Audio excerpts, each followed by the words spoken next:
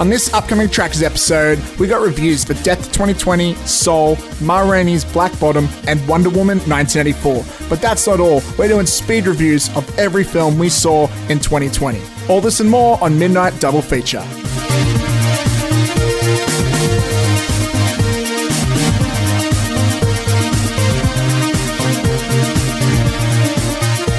Happy New Year, everyone. I'm Matt, that's Zoherb. I hope everyone is doing well. Zoe, how was your New Year's? It was pretty good, man. Pretty chill. We unfortunately, due to the northern beaches here in Australia, in New South Wales, we weren't able to go out and celebrate New Year's, but we had a bit of a quiet one in, me and Mrs. What about you? I was trying to plan something last minute. Thinking I could get a whole bunch of people together. I'm talking like the day before New Year's.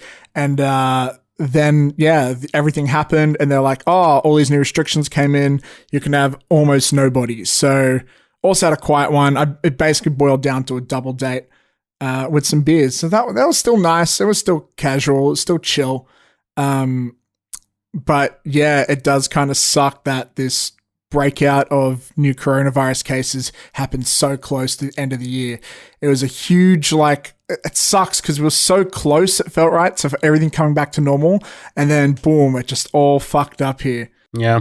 What can you do, man? I mean, it's just the way of the world. But, it's interesting that we're doing this. This is the first podcast episode of the year, by the way, which is really exciting. We're excited to, jump into 2021, headed feet first or head first or however the hell you want to do it. With this particular episode, because we're going to be doing our speed reviews on this particular episode, and Colin and I just got done recording a bunch of Breaking Bad episodes because we're going to be launching that this month, season 2. We've got a bonus episode on its way, so yeah, man, we kind of hit the ground running for 2021. There's not going to be any slowdown or anything. We promised we wouldn't take a week off for our fans or anything like that. Even though I tried to, I was like, hey, I'm going to take a little bit of a fucking holiday. And Colin's like, I'm going to record. And I'm just like, you know what? Fine. Okay. Because I had 3 days off and I was like, I'm bored. I want to start doing shit again. I was like, I'm out. So yeah, man, really excited to be talking speed reviews. Really excited for this particular episode. What have you been doing outside of, in this nebulous, the nebulous period between December 25th and 26th and New Year's, and just these first couple of days of January, because it's just so such a weird time to be doing stuff. Well, I barely got any time off work, man. So I'm already back at work. I spent about, I think, 4 days down Dubbo, which for those who aren't from New South Wales area, it's kind of like a rural area where my girlfriend has a lot of family. So we went there for we went there and spent Christmas there. Got back just in time for New Year's, and just a couple days later, I was back at work.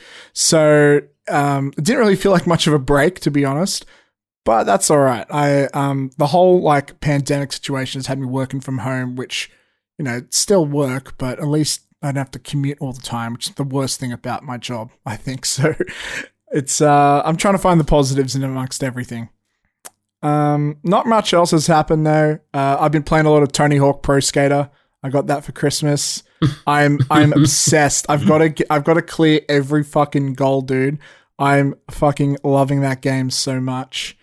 And, I don't know if I plugged this last episode, but I filmed a sketch comedy which is up on the Velomat Films YouTube channel, which won first place at a sketch comedy competition thing. Nice. Yeah, congratulations. That's pretty cool. So if anyone wants to check that out, go to Velomat Films on YouTube.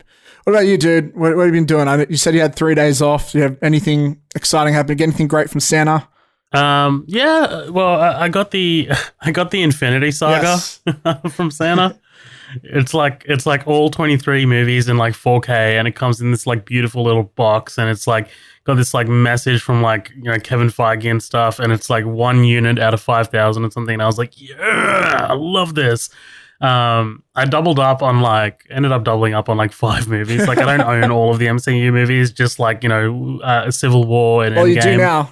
You got them now. Yeah, I got them now. So yeah, that was really awesome. I haven't been watching. Oh, actually, I am watching something. I'm watching Cobra Kai. I started Cobra Kai because I mean, like I heard good things, and I've never seen The Karate Kid, and I know you have because you did the feature presentation, but like I've never seen it, but I know it's a tale as old as time, right? I mean, like, you know, kid being bullied, you know, ends up like learning self-defense. But Cobra Kai is all kinds of smart and emotional and really, really intriguing storytelling. And it's just like, holy shit, dude. Like, I was not expecting myself. All I said to myself was, I'm going to sit down and watch the pilot. And the pilot's half an hour. All the episodes are half an hour. I ended up sitting there for 7 episodes. like, dude, I was just like absolutely engrossed in it. So yeah, if you guys haven't seen Cobra Kai, definitely check out Cobra Kai. I haven't really been playing anything much lately. I've been spending a lot of time with my girlfriend. We've been doing some stuff, like going out and stuff, trying to rather. We've been marathoning the Harry Potter franchise because, you know, I think normal, healthy people should marathon Harry Potter whenever they should. Yeah, other than that, nothing much really. You know, I kind of wanted to take a step back from the podcasting for a bit, from the features rather, like the features, because the features take a very long time to prepare. And, you know, once I you know, went on Christmas break from work, I shut down my work laptop and I was like, okay, I'm taking a step back. I'm taking a break. And then I was like, oh shit, I have to do a feature. I have to get ready for that. So I was like, hey, what do you think about taking a break for a week? But like, honestly, it was kind of like one of those situations where I like to keep myself moving or like to keep myself doing something or try to keep occupied. I don't love like sleeping in. I don't love like lounging about and doing nothing. So I kind of like, you know, I love staying productive. So, you know, like I messaged Colin the other day. I'm like, hey, all right, let's do this feature. So, yeah, now we have Chronicle coming out next week, which is really exciting. So, yeah, man, you're talking to, you're preaching the choir here, man. Like the only thing I was bummed about being away from my home for like 4 or 5 days was the fact that I couldn't make anything in that time, you know, couldn't record any podcasts, couldn't write any scripts, I couldn't edit anything. It's just very unusual for me that I spend so long not being creative or productive. It's a really great adrenaline rush to like make things, isn't it? It's great. But anyways, dude, let's get into this. This is going to be a fucking huge episode. These ones always are, but they're my favorites of the year. I always look forward to recording these and get through our speed reviews. But for that, we have a bunch of reviews to get to. So let's do these like we normally would. Kick things off with Death to 2020, which is a mockumentary from the creators of Black Mirror, which is streaming now on Netflix. So what is it you guys want to talk about? 2020. A year whose story couldn't be told until now because it was still happening. Don't be filming this for one of those casual introductory shots, please. Shit's demeaning. If I leave my little helper down here, that's out of your box, is it? With unprecedented access to experts, politicos, monarchs, and average citizens. This is the definitive story of the most historic year in history. I'm ready. Z-Man, tell me your thoughts on Death to 2020. I didn't watch it. Oh, I thought you did. No, I didn't. Okay, I'll give you my thoughts then. I'll jump into it. Well, I'm glad you didn't see it because now I can tell you this. It's trash. It's lame. It sucks. I don't recommend it. You actually convinced me that it might be good in the last episode, I want to say, because yes, it's a really good trailer. I'll give it that. It's got a really good trailer. And what you pointed out to me was it's by the creators of Black Mirror, so there's a lot of opportunity for them to do something smart and like grab the rug from underneath us. Unfortunately, they do nothing of the sort. They basically got a bunch of actors pretending they're experts or whatever. There's a big star-studded cast, and they're all basically just recapping the events of the year, and that's it. Talking about how shit the year was.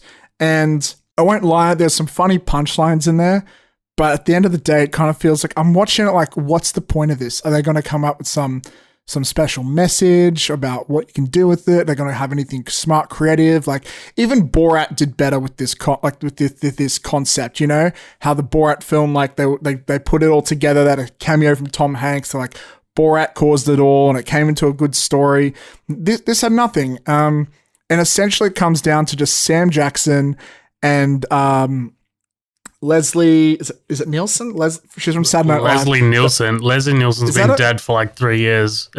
What's her name? It's Leslie something, right? Leslie Jones, yeah. It's basically those two just screaming the word fuck for like an hour straight, intercut with footage of like that you've already seen in the news.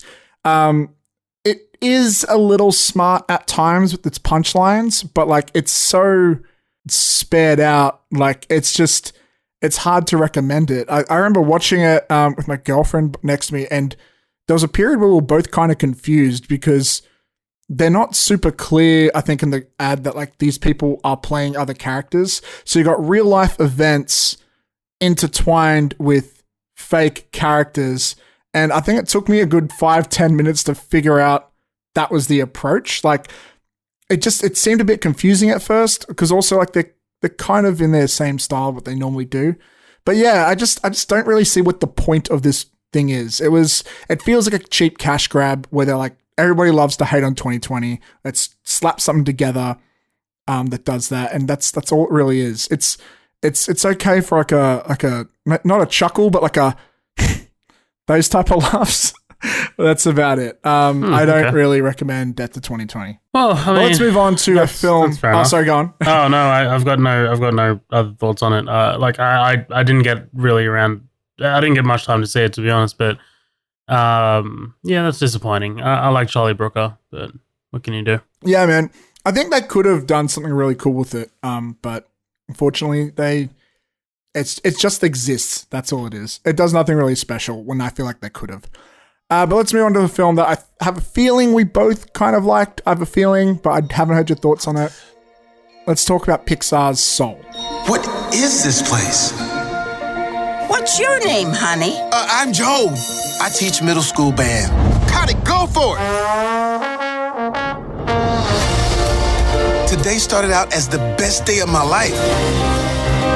Back here tonight, first show's at 7. Yes! Woohoo! You know what that's gonna say? Joe Gardner. I did it. I got the gig. So I've seen this twice now. And if you're following the After Party, which is our Facebook group, I put my top 10 movies on there. Because it's not something that I really do. I'm not really I'm not the biggest fan of like, holding my thoughts in and waiting for the podcast. I'm just like, look, man, if I have thoughts about something, I'm just gonna put it on our Facebook group, see how people respond. So I posted my top 10 of 2020, and Soul I think ended up being my number 5. So Soul is fantastic. Soul is just honestly just the movie that 2020 really needed. Like it's just such a it's such an insightful, deep and heartwarming story, but at the same time it's a little bit tragic. It's a little bit, it's exactly what I want from a Pixar movie. It's not this it's not Cars, right? Like Cars does this thing where we're just going to appeal to kids. We're going to be loud, bright and shiny and whatever. And we're not going to try and do anything deeper. We're not going to try and work for more depth. I think I could argue that I think Cars is the only Pixar franchise that's like that.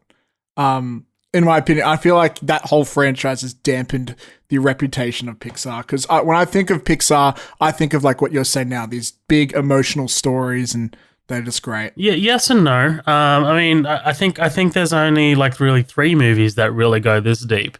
I think Inside Out, Coco, and Soul really are kind of like on a different level. They can pretty much be on a trilogy.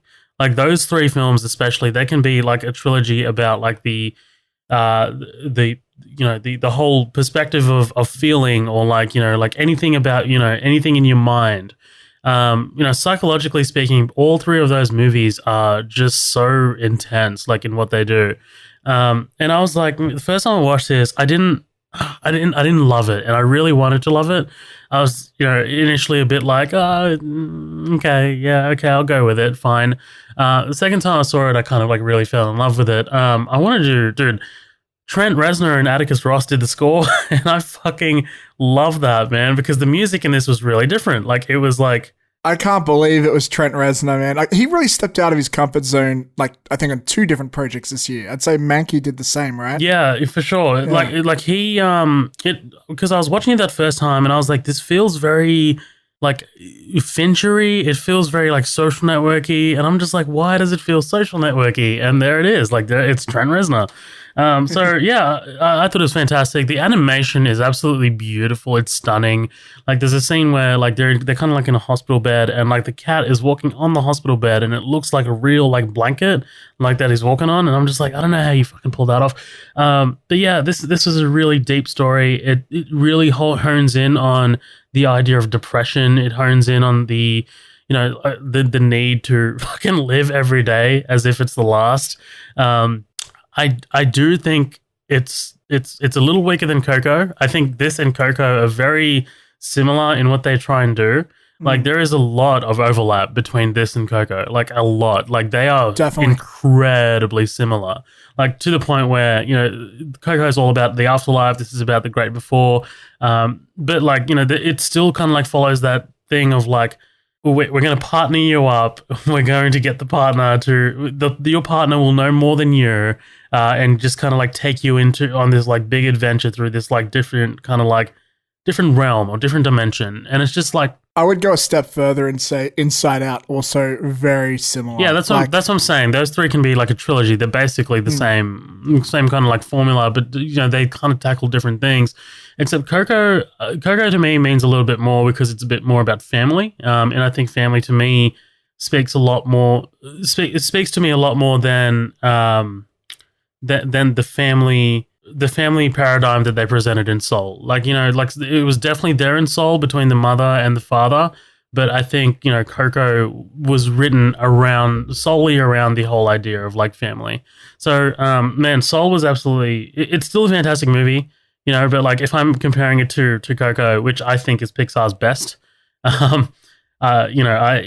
it's probably, a little bit weaker, but definitely worth checking out. Like, Soul is, there are ideas in here, because I watched it with my girlfriend the second time and we turned it off and I prepared her for it. I'm just like, just letting you know, this is a kid's movie, but I don't think it's a kid's movie. Like, we sat down, we turned it off, and then she's like, yeah, I can't see how that was for kids. Like, I can't see, like, outside of the bright colors and the bright music, there is nothing in here for kids.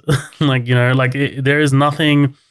Yeah, like, but like when I started it, I'm just like, you know what? This is the kind of movie I want to show my kids when they're younger, because like it gets into this whole like these are themes that I really want to.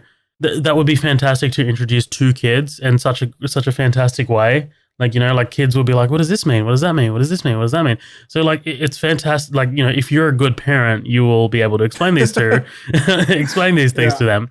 But like it was awesome, dude. I was just lost in it. It's fantastic. Highly recommend checking out Soul. I also really like Soul. I think as a film, like it's fucking amazing. But if I compare it to a lot of Pixar's other stuff, it's just pretty good, which is still a really big compliment. So I just want to preface this with like any criticism I give is like followed by an asterisk, which stands for, but this movie is fucking great still. Okay. But, I just think I have 2 like main things with this film. And they're not like, again, like they're kind of compliments while they're also criticisms. And the first one is, like, it's hard not to compare it to Inside Out and Coco, which are films that also explore existential themes, but I feel like they do it in a bit more creative ways. Like, I think my issue with this film is, like, I really do love the ideas it has. Like, the idea of souls that exist before they're born, and souls where they go when they die, and also lost souls. And I think these are really cool concepts, and how there's that dimension you go to when you're lost in the moment and stuff. You're in the zone. I just wish I wish they just dived a little bit deeper. Like, because I feel like Coco and Inside Out both did really cool. Like, they also had different little elements of exploring that existential theme, but I feel like they got in a bit deeper than this film did. And because I really liked what they set it up, I wanted more. So I don't know if that's really a criticism or a compliment, but I just wish, I felt like it was really great concepts, but they were a little bit surface level-y. And I wish there was just like maybe a couple scenes thrown in there where they dived a tiny bit deeper. I think that would have been really exciting. And my other sort of criticism, which again, I don't know if it's fair to call it a criticism, but I just think visually, yes, the animation is fantastic and the stuff in the real world looks incredibly photorealistic. It's really impressive.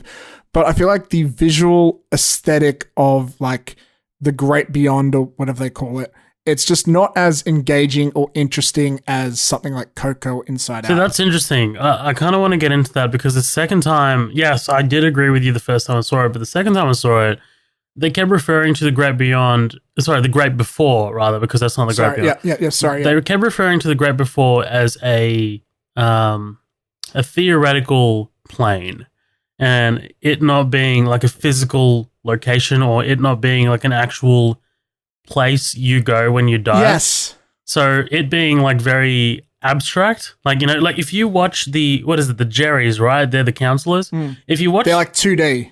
Everyone's 3D, they're 2D, right? but if you follow their outlines, like their character outlines, like how they look, like the actual like lines, none of them make sense. Like if you look at their nose, it's just like, how is this? This is not. If you start at one end and follow it to another end, it's just like now my eyes hurt looking at it. It's like they're abstract art within this abstract plane of existence, which is theoretical. And like what I want to like follow up with what I said is the reason why I don't think it's kind of right to call it a proper criticism is because it makes sense. If you were to explain a visual representation of like a limbo or a theoretical afterlife thing, you would think of all the whites. You would think of all the clouds. You'd probably think of an Apple store. So kind of, and you wouldn't think of properly defined features. So you'd get a lot of like shapes and simplified concepts. So it kind of makes sense why they went this artistic route. So it's not like, I feel like it's not fair to fully criticize them for that. But at the end of the day, I look at Coco Inside Out, especially Coco, and it's just so much more exciting visually, you know? So I think it just comes with the concept. That's just the way that your mind would want to represent that, I suppose.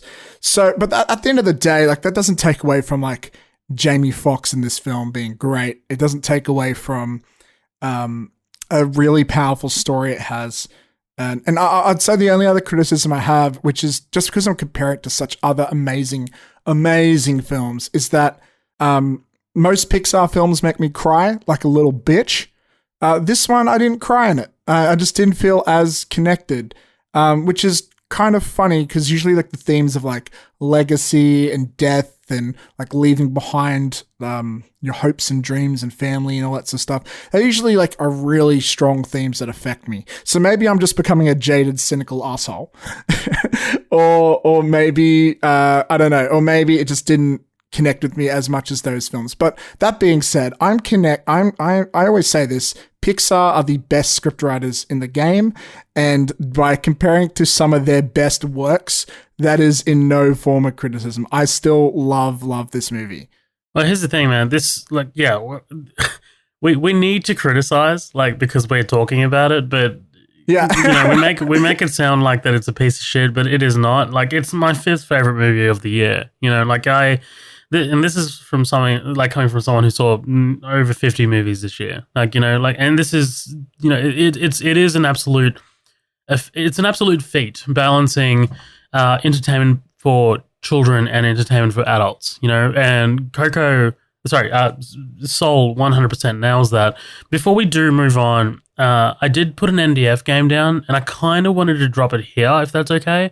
only because this might be the best place to do it because we're about to move on to our other reviews and then we're going to move into our speed reviews. And I have a feeling we're going to be absolutely exhausted after our speed reviews. So I think, I think maybe just kind of like briefly having it up here might be the best way to go. So kicking off 2021 in style with our first MDF game, in honor of Disney Pixar's Soul, what is your favorite Disney Pixar film?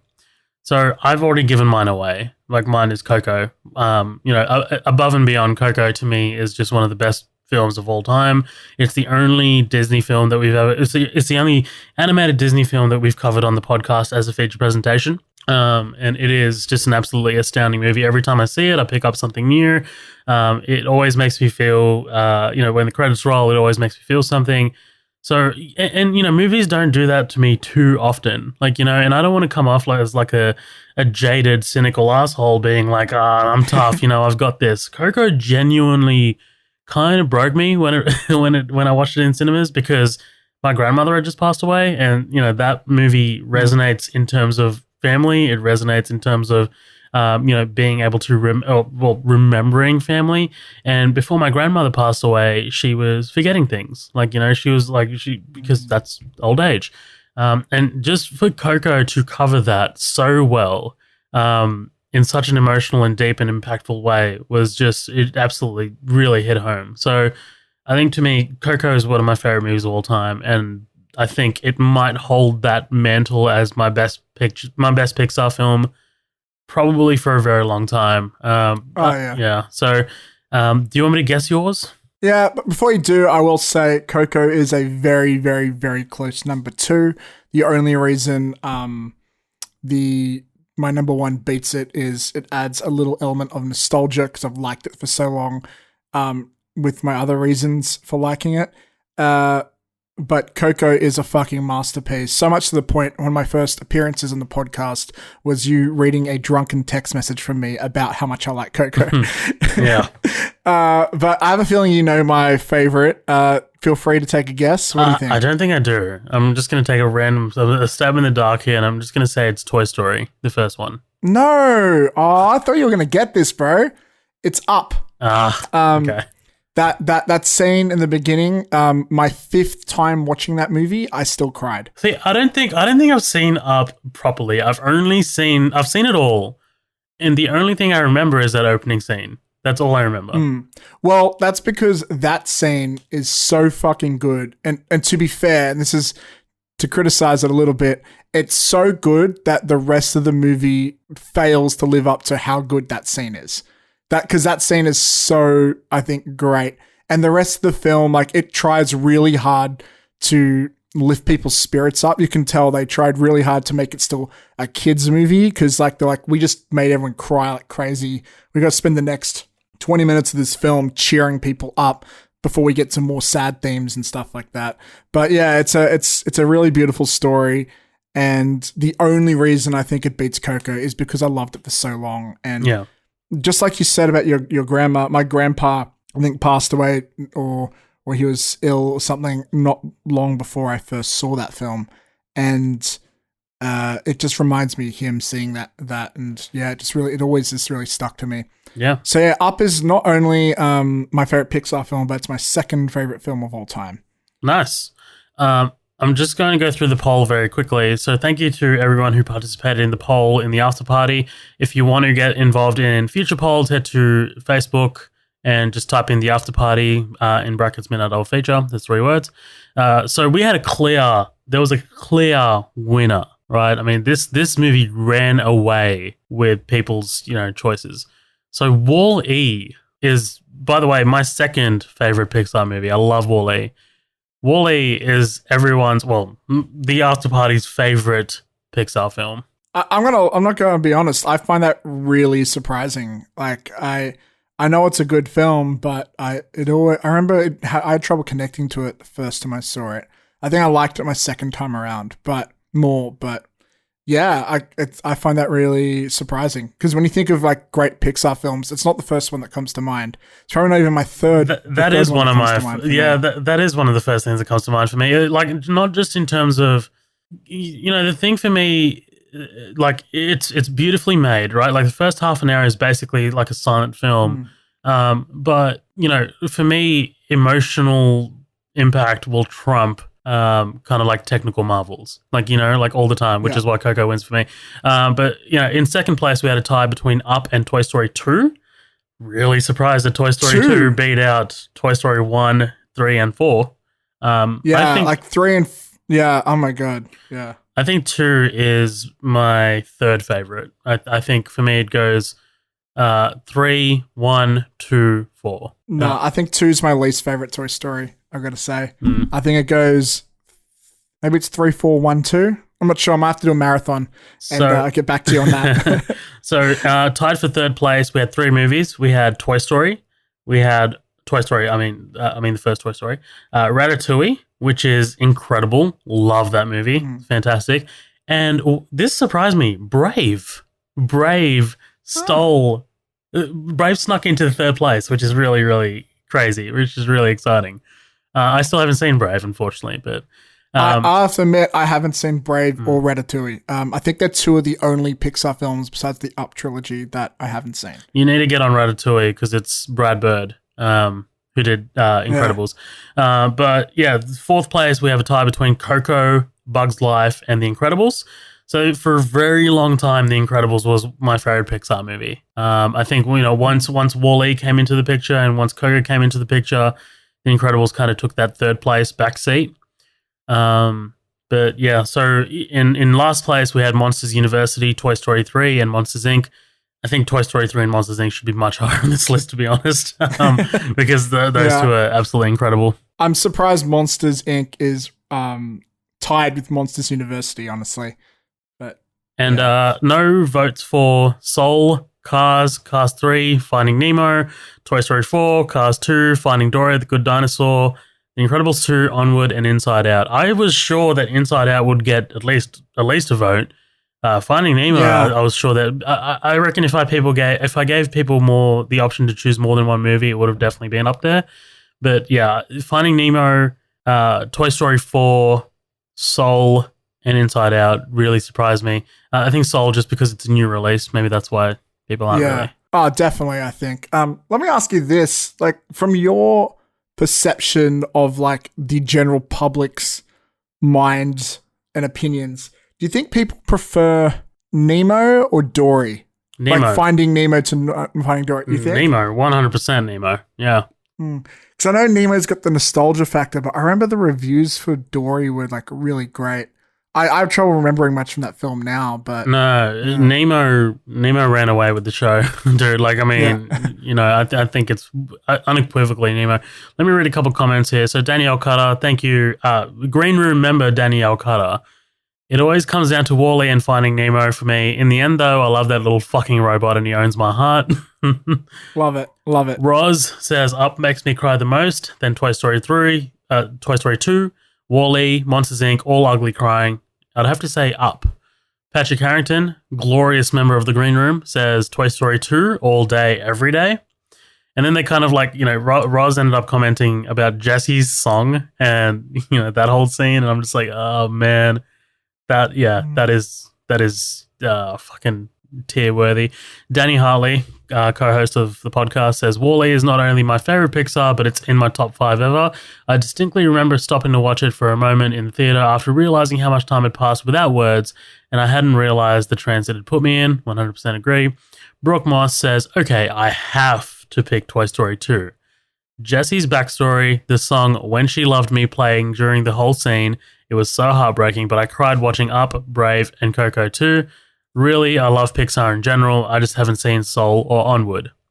And Roz is like commenting, we're watching Soul here in a minute. I'm psyched. And then like 2 hours later, capital letters, I'm crying.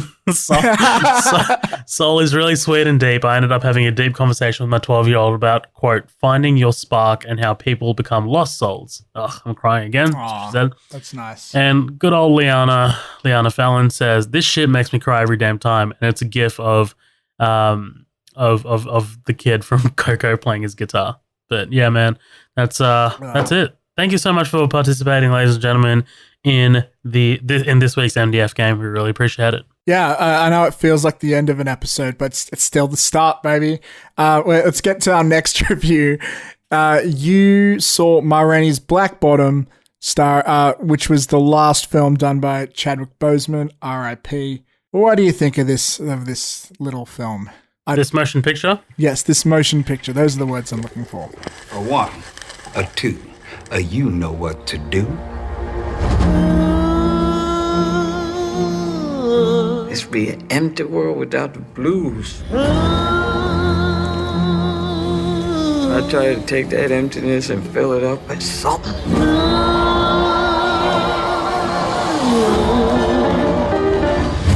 But if they want to call me Mother of Blues, that's all right with me. It don't hurt none.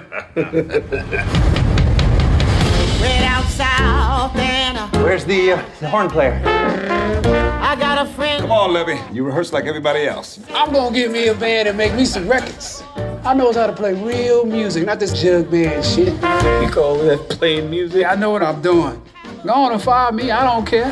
When I got there, they began to say. That's to get the people's attention. That's when you and Slow Drag come in with the rhythm part. Me and Cutler play on the break.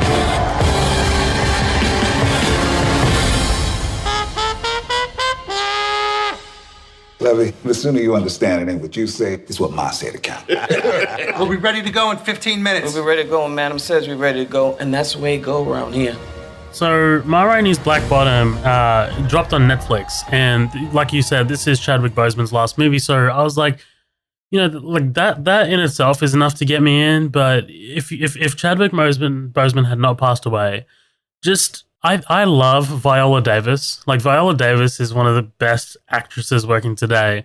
So, I probably would have checked this out eventually. This movie is my number 3 top film of all time. Top film of 2020. Top film of 2020. It is absolutely stunning. Like, it's do you remember the movie Fences with Denzel Washington? Yeah, I never saw it, but I know of it, yeah. So the guy that wrote that was a guy named August Wilson. And basically, Fences was based on a play. This is based on a play by August Wilson. And it feels like a play. So it only takes place in, like, 2 locations in, like, the same kind of, like, studio. So it's kind of like a recording studio. But it's all about... So Chadwick Boseman is this young, black African-American. And basically, it's all about... It's a story you've seen done 1,000 times, but you're waiting for it to be done differently. And every time a movie like this comes around, you're waiting for it to be done in a unique way, right? We talked about Antebellum and how kind of like shallow that whole element, the whole black experience was done in that movie. But this here is just like no matter how hard you try and no matter how much effort you put in, it's always going to be stolen away from you, and it's actually really heartbreaking. And Ma Rainey, so Viola Davis's character, she is this very famous singer, right? Like this is a true story. Ma Rainey was a real person. She's this very famous singer, and she's this African American lady who has this amazing voice, and she's recording this record for these white kind of like publishers. And she is very diva-ish, right? Like she's always asking for more. She wants like a Coke whenever possible. She wants her nephew, who is stuttering, by the way, who has a stutter, to do the introduction. And they go through take after take after take. And she's like, no, I want my nephew. I promised my sister that I want my nephew, so we're going to get my nephew. And she sits down with a character in this movie, and she's like, you cannot let them back. You cannot let them know that you are weak. Like, if you keep on pushing, if you keep on telling them what you want in such a confident way, then you will get what you want. Because once you give up your voice, once they get what they want, so once they get their record, they're going to go back to treating you like trash again. And it's just like, holy shit, man. Like, I've never heard it put that way before. And it really, really hit home for me. This is Chadwick Boseman's best performance. Woo! It's like he knew. It's like, and sadly, when you're watching the movie, he does look unwell. Like, he doesn't look. He's very thin. His face is very gaunt. And I think he was very, very much aware that this was his last movie, because he gives in the performance of a lifetime. If he doesn't, Fuck. I can tell you that he will be nominated for the Oscar, and I actually think that he's going to win. Like, if I have to pick right now, it's going to be Chadwick Boseman who's going to take home that Oscar. Because would you say he's a lead or supporting? I'd say he's the lead. Okay. I'd say he's the lead. You could argue. No, there's two leads here. There's a leading actress, leading male. So yeah, absolutely, he's the lead. But honestly, this is a writer's movie. This is an actor's movie. It's so well shot. It's so well scored. The music is brilliant. But I think ultimately the writing and acting in this movie is what's going to keep you coming. I was floored after I watched this movie. I think I watched this movie and I had to record a podcast, but I remember sitting down to record a podcast and still thinking about Ma Rainey's Black Bottom and like being like, holy fucking shit, like how am I still thinking about this movie? I got to get in the zone for this podcast. So yeah, man, if you haven't seen it already, check out Ma Rainey's Black Bottom. Definitely one of the best movies you'll see. I mean, it's 2021 right now, but like still probably one of the best movies you'll see in 2021. So there you go. Damn. Okay, cool. Awesome. I'll have to check that out. It says on Netflix, yeah? It is on Netflix. It's a Netflix exclusive. Damn. Okay, well, I'll definitely watch that. Our final review for this big, long review section before we get into our speed reviews is a great way to end the year with a really positive feeling film, Wonder Woman 1984. Now, I take what I want in return.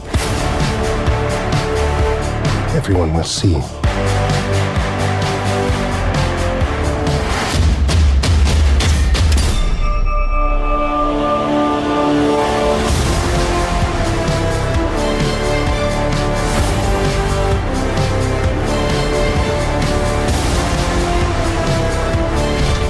You. You know what you need to do.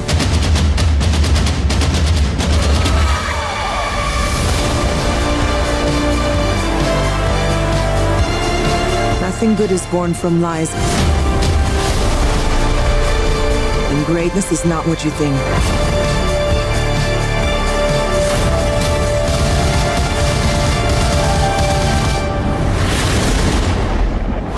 It was great that we saw this together in the cinema. It was pretty packed. It was great. It was right before the new lockout restrictions came in. So that was pretty awesome. But yeah, why don't you kick us off with your thoughts on Wonder Woman 1984? So yeah, I think we both kind of like, we watched this movie. We left the cinema feeling very positive. I think we kind of like really got wrapped up in the moment. Like, because we watched this before. It's currently getting a lot of fallout. Like it is a lot of it. I think is very undeserved. Personally, I think it is undeserved. I don't think some of it I get though. I will say, but I think most of it's undeserved. Yeah, some of it I get. Yeah, we'll get to it. But like I think Patty Jenkins, when she wrote and directed this movie, I think she really kind of like overestimated the general audience and like what they're willing to take on board. Like like this is a movie, a 2.5 hour long movie with not amazing action set pieces and not a lot of action set pieces. And I think a superhero movie in 2021, there are some expectations, right? Especially a Wonder Woman movie. And especially, after that first film, which had so much action. Like there was a lot of action in that first one. So when you kind of like do this sequel and you kind of make it a bit more theoretical, you kind of make it more about morality, like I'm kind of talking about the audience's kind of like reception of this. I think it's problematic, and I think this movie is definitely problematic. But I ultimately enjoyed it. Like there's something very sweet about this movie. Like there's something very our intentions were sweet, and I think Gal Gadot's kind of like Wonder Woman, her performance as Diana Prince is very sweet. It comes off as very genuine still, right? I mean, like that was one of my favorite parts of that first film. So when you have this performance and you have this script that is in 2020 where everyone is, fighting for scraps and everyone is, greed is good, right? I mean, like Trump's the whole thing, and then the 80s is very much greed is good, the whole Gordon Gekko thing. I think it's, it really kind of like resonated with me in the cinema at the time when I watched it. I was just like, yeah, man, like this is really sweet, I think. And, people take this way too seriously. Like people think that this is like the next coming of Jesus Christ and it better be fucking good. But I'm just like, man, like just fucking go with it. Like, I think everyone was kind of on point in terms of like the acting. I think Pedro Pascal killed it as Maxwell Lord. I like the idea of, whatever you wish for will have a opposite effect. And to make the world a better place, you need to give up or relent on what you wish for the most. So I think that whole element of it worked really well. Everything else though was a little bit overindulgent, maybe even a bit cliche. Like it seemed like there were parts of it where it feels a little dated, right? I mean, like I'm just like, okay. I think there are moments, especially near the beginning, where it feels intentional, like it's a throwback to like the Christopher Reeves days. But then it felt very Richard Donner. Yeah, it did. But then in addition to that, there are other parts where it feels like this is a throwback. This is just the cliche. Like I'd say the biggest one for me was, is it Kristen Wiig? Is that her name? Kristen Wiig, yeah. Yeah. Her character, she's doing the whole Jamie Foxx in Amazing Spider-Man 2 thing where she wears the glasses and then when she gets the powers or whatever, she takes her glasses off. Like when I saw that, it's like, come on, man. That seemed played out in 2002. Like things like that something? Feel a bit dated. Yeah. So Patty Jenkins is on record as when she wanted to make this movie, she had Cheetah in mind, right? And Maxwell Lord came after. Oh, okay. I didn't know that. Watching it now, it feels like she had Maxwell Lord in mind and Cheetah came after because Cheetah feels a little bit like a bolted on kind of like, yes, like here you go. This is very obligatory. I'm so glad you brought that up because I didn't know that she said that, but I was thinking about that earlier today. It feels like what sticks out to me is another quote from her. I'm going to paraphrase it and fuck it up. But she was saying that something that she was proud about with this film is she took on board the criticism of the first Wonder Woman where the end sort of just became more of like an emotional climactic thing, which she also said was studio mandated. That's what she said. Yeah, but she said like that was like it wasn't really action focused, and she was happy with this time that she was able to find a balance where she got a big action scene and a big like character moment, which I think we could say it's the fight between her and Cheetah followed by her encounter with Maxwell Lord. So I can see, but yeah, you're right. It feels like that Maxwell Lord's whole thing hits a through line. That's a story. And then Cheetah comes in as like, she's here so we can get a fight scene because she can't fight Maxwell. She feels almost like, again, Amazing Spider-Man 2, look like the Green Goblin was intertwined to be like an overarching plot, but Electro was there as a bad guy for a completely different reason. Like at least with this, they're sort of connected with a few scenes, but overall, it feels like they're two almost different storylines. Like at least physically, like thematically, they're the same. But I can definitely see what you mean. Like, it does feel like it's a little tacked on. Like, I think she does a good way of tying them together. But yeah, it is funny, and yeah, I'll save my thoughts about Cheetah for later though. But yeah, I agree. Well, I mean, because honestly, I would have removed Cheetah entirely from this movie, and it still would have worked the same. To be honest, like I mean, there is nothing in here that's really that redeemable about Cheetah. Like even the fight scene. But I think even for me going in, I was not excited for that fight scene. Like I'm not excited. Like I would rather see the whole Maxwell Lord like morality play than the actual fight scene. Like, because I know we need fight scenes because it's 2020 in 2021, whatever. Like, but I'm good. like she could have walked in there and stopped Maxwell Lord and I would have been completely fine. Like, I'm just like, yep, just whatever. Make this movie 20 minutes shorter, remove everything Cheetah related, and make it just more of a streamlined movie. Like that way we could have got some more interaction between Maxwell Lord and his son. I think which was lacking. Yeah, because, like it seems like there were some scenes that were cut there. I would have liked to see some more interplay between Maxwell Lord and Diana, because Diana, it seems like that she's only stopping Maxwell Lord just because he's after this stone. Like she doesn't really know She finds out about the stone, and then she finds out that Maxwell Lord's after it, but that's it.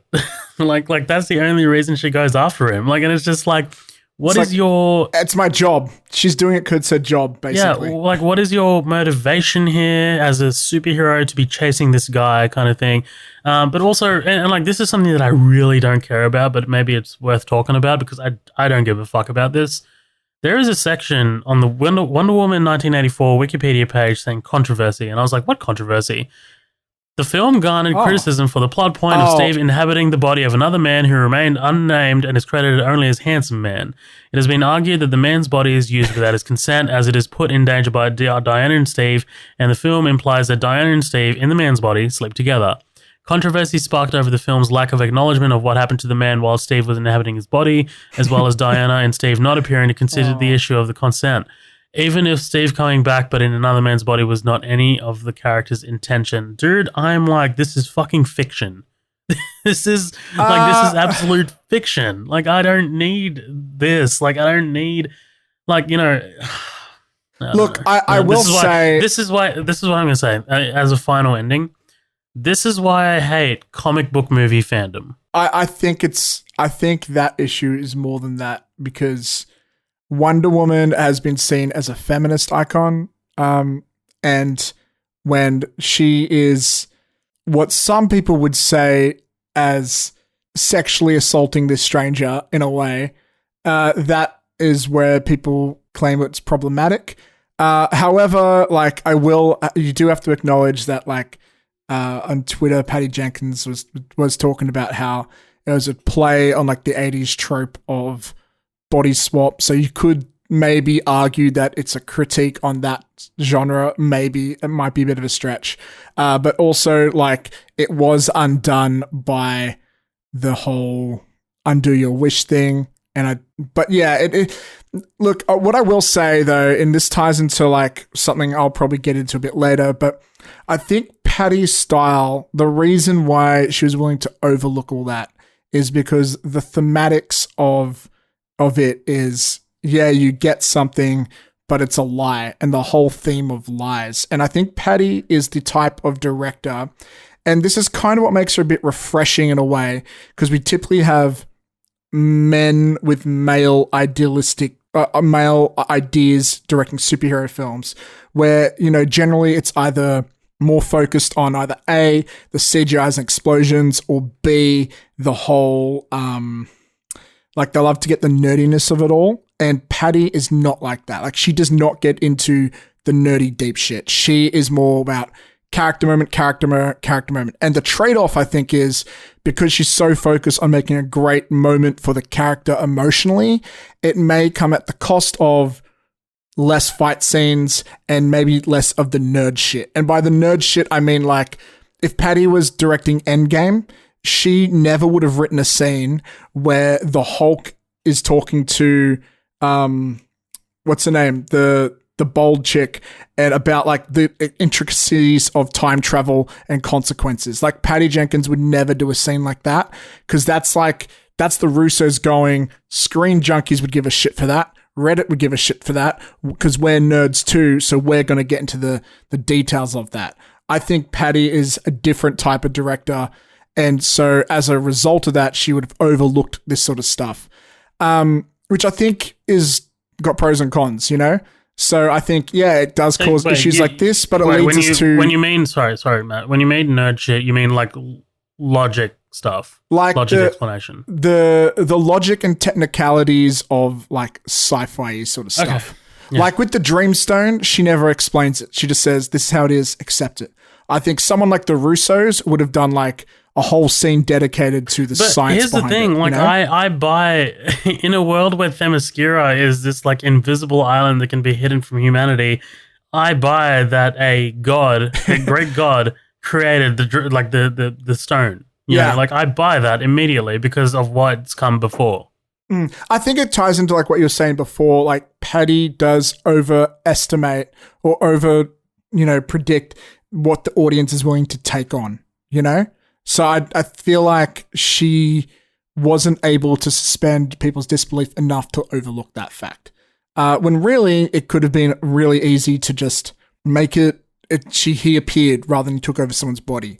But for her, I think she wanted to focus on the whole fact that these were all lies, because that ties into her themes. And I feel like that's, as a director, her vision is to more focus on that shit. And it comes at a cost. I'm not going to tell her how to do her job, obviously, but that's where it's different to, I think, what we're used to seeing. But I also, Diana also kind of overlooking the fact that she has overridden some innocent person's life. Yeah, that's problematic. It's actually kind of not, because this is the stone we're talking about, right? Which kind of drives people to do pretty wild and insane things just to get what they want, right? And she wanted to get Steve Trevor back, right? So she and it did that by lying to her. So, right, exactly. Right. And you can view the movie as if she wanted Steve Trevor so much so that she was willing to overlook the fact that she was taking over some other guy's life. Yeah. Look, and maybe that's me making excuses for the movie, but I mean, it just occurred to me right now, so I'm not really making excuses, whatever. Look, if you want to talk about how comic book nerds ruin movies sometimes, I would actually say I think a lot of the criticism Wonder Woman has gotten, and this applies to the first one, it was just harder to criticize the first one, is that at the end, I hate saying it, but in 2020 and 2021 is the world we live in. Some dudes, especially nerds, like to criticize women just because they're women. Like it's the same reason Captain Marvel copped a lot of shit. That movie was average as fuck, but people act as if it's the worst movie ever made. Those people can go fuck themselves, obviously. I'm not going to defend Captain Marvel either. It's an average as fuck movie, but it doesn't deserve the flack it got. Just like I would say a lot of the criticisms and the nitpicking of this movie is a little undeserved. I feel like it's definitely not perfect. It's flawed as hell. But yeah, I think that's what nerd culture is like sometimes, unfortunately. Do you have any other thoughts on this movie before I jump into some... No. Go for it. Other things. Yeah, look, I just want to say, I sort of touched on this before, but something I'm starting to appreciate and understand about Patty's style, and especially her take on Wonder Woman, is how she really brings the whole feminine aspect to superhero films, which is something we're lacking. And Wonder Woman's the perfect character for that, right? Because if Superman is meant to be what the 50s or 60s saw as the ideal super perfect guy, Wonder Woman's kind of like the female equivalent of that. And I think Gal Gadot's performance, we even saw little specks of it in Justice League, but mostly in the Wonder Woman films directed by Patty, is it's what I like most about both of the Wonder Woman films, is just how loving and caring and almost motherly she is.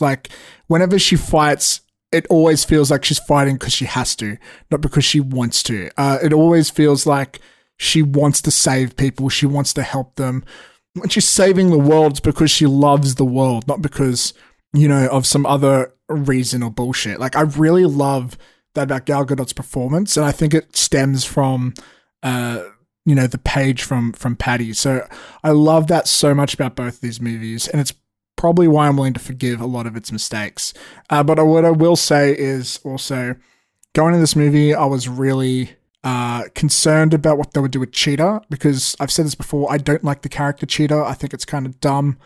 I do like the way they sort of handled her going into the Cheetah mode. They put it in the end. They do it so I don't have to put up with it the whole time. But it's still a shitty character in my opinion. I don't like Cheetah. I think I really hated the whole Jamie. Why did she turn into a cheetah? I'm sorry. Because she wants to be an apex predator, she says. But the real reason, a shark.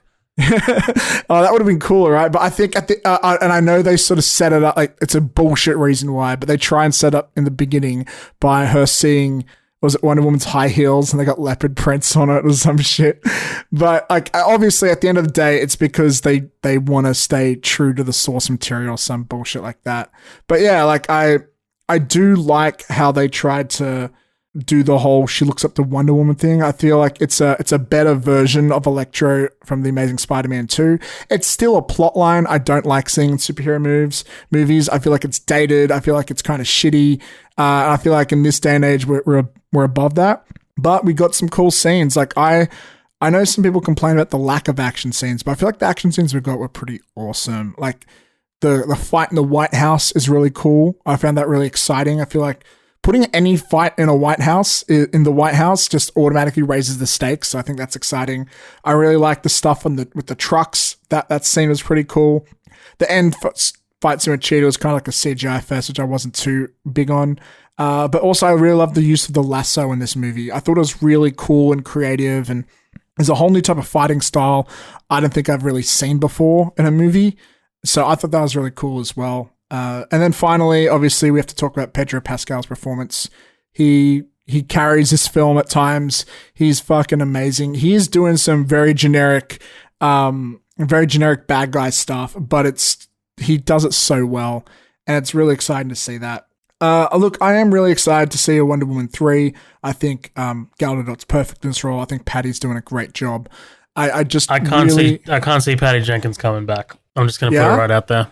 Ooh. Yeah, I think she's put so much out there about Warner Brothers in terms of like studio interference, like especially right with this movie as well. Like, you know, do you feel like it's like a Joss Whedon Avengers Ultron type situation? I don't think it's that kind of level. I think it's because she mentioned a while ago that the whole third act was basically restructured in the first film because of Warner Brothers, and then this time around, I think it was on WTF with Mark Maron. She was like very open and very candid about her experience here. So, you know, that, and I believe that news is kind of like, yeah, I think it's kind of breaking. I only read it like an hour ago, but yeah, it is.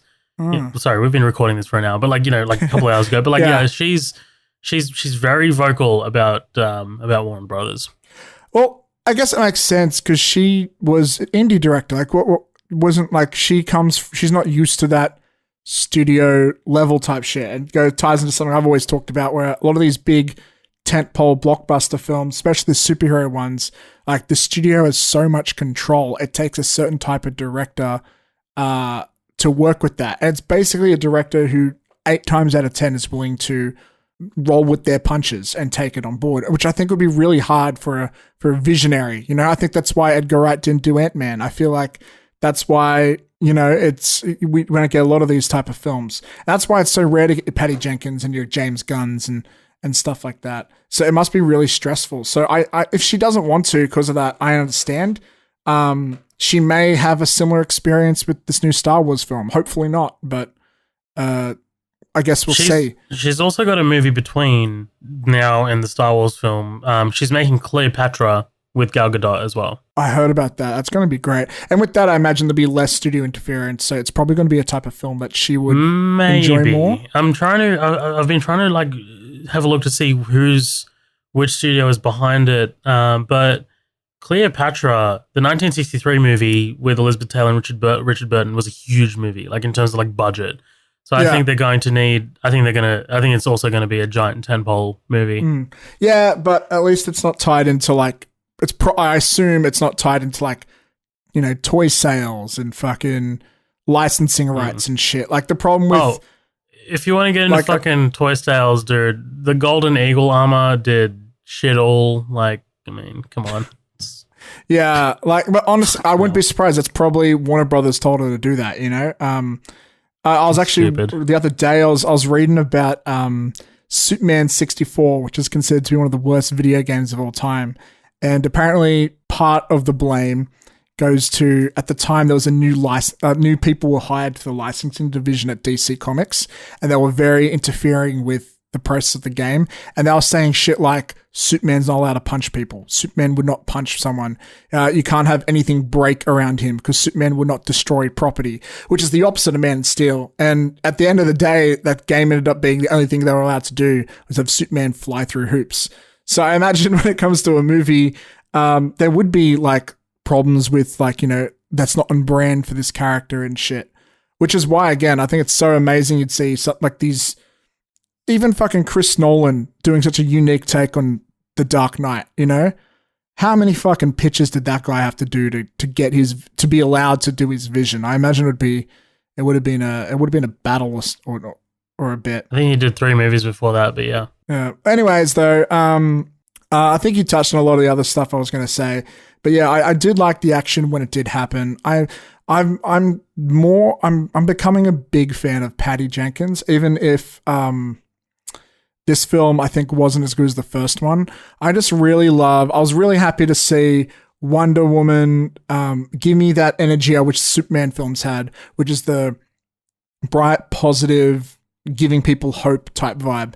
I think that's it's missing from a lot of superhero films these days because everyone's trying to be all dark and gritty, or they're trying to be like, you know, another Tony Stark where they're sarcastic and don't give a shit. But it's nice to see superheroes act like superheroes again, which I feel like we don't get a lot of outside of Captain America, and honestly, it's probably it.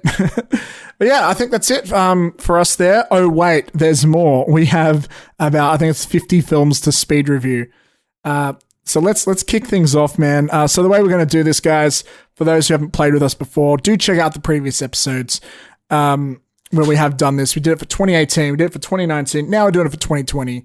We are going to go through a list of every new film that was released that we've seen from 2020. We're going to give ourselves a minute each to speak about them. And we have the room for like one or two follow-up questions, maybe. There are a few films here that haven't been reviewed on the podcast before. Some of those, one of us has reviewed, but the other one didn't because didn't see. So there may be some extra stuff that pops up. I imagine it'll probably happen with some of the films, like maybe Sound of Metal, and we'll see what else that happens, I guess. But let's get into this, man. You keen for this? You excited? You ready? Yeah. I'm ready.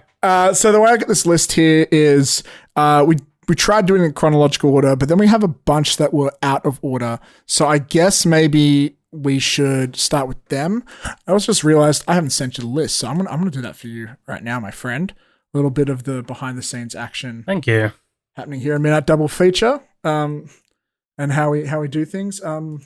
Where's my fucking Facebook? Can you stall for me? Can you say something? Keep the crowd entertained. Yeah, sure. So, there we go. I sent it. All done. It came out in a weird order though. You can fix that up though. All good. All right. So we're gonna start the bottom for the last section, and then we'll go to the top. Sorry, how did you send it to me? Did you send it to me via Facebook? But it's okay, awesome. It's not listed right, but you'll figure that out. Anyways, but we'll start off with these ones that are out of order. The first one is Richard Jewell, which I haven't seen, but Zoheb did. So Z-Man, get ready to time yourself. When you're ready, you have 1 minute to review this film and give me a mark out of 10 when you're ready. Yeah, so Richard Jewell is a movie directed by Clint Eastwood, who is well into his senior age. But you know, he pumps out these movies like this and The Mule, and it's just like, holy shit, dude! Like, what a weird story that I've never heard of before. I've never heard about these Atlanta Olympic bombings, which maybe I should have. But this was a good movie, honestly. Like, this was worth checking out. I believe it's currently on Netflix with some great actors, some great writing. There's some great tension in there as well. And honestly, it kind of like leaves the audience kind of like thinking whether Richard Jewell was in on it or not. And yeah, it was just honestly a really, really well made movie, I think. And one of the better later Clint Eastwood movies. So I think I'd probably give it like an 8 out of 10.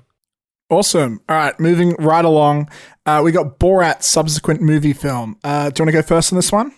Go, do it. Go for it. All right, when you're ready, man. Did you say you were going first? No, I said, do you want to go first? Sorry. I thought you said, do you want me to go first? Okay, so no, that's all right. So Borat subsequent movie film was a movie that no one had heard about like a few weeks before it came out. It just like kind of like, here you go. Amazon Prime is delivering the Borat sequel just before the election, and it's going to be great. And it was great. Honestly, I really, really dug this movie.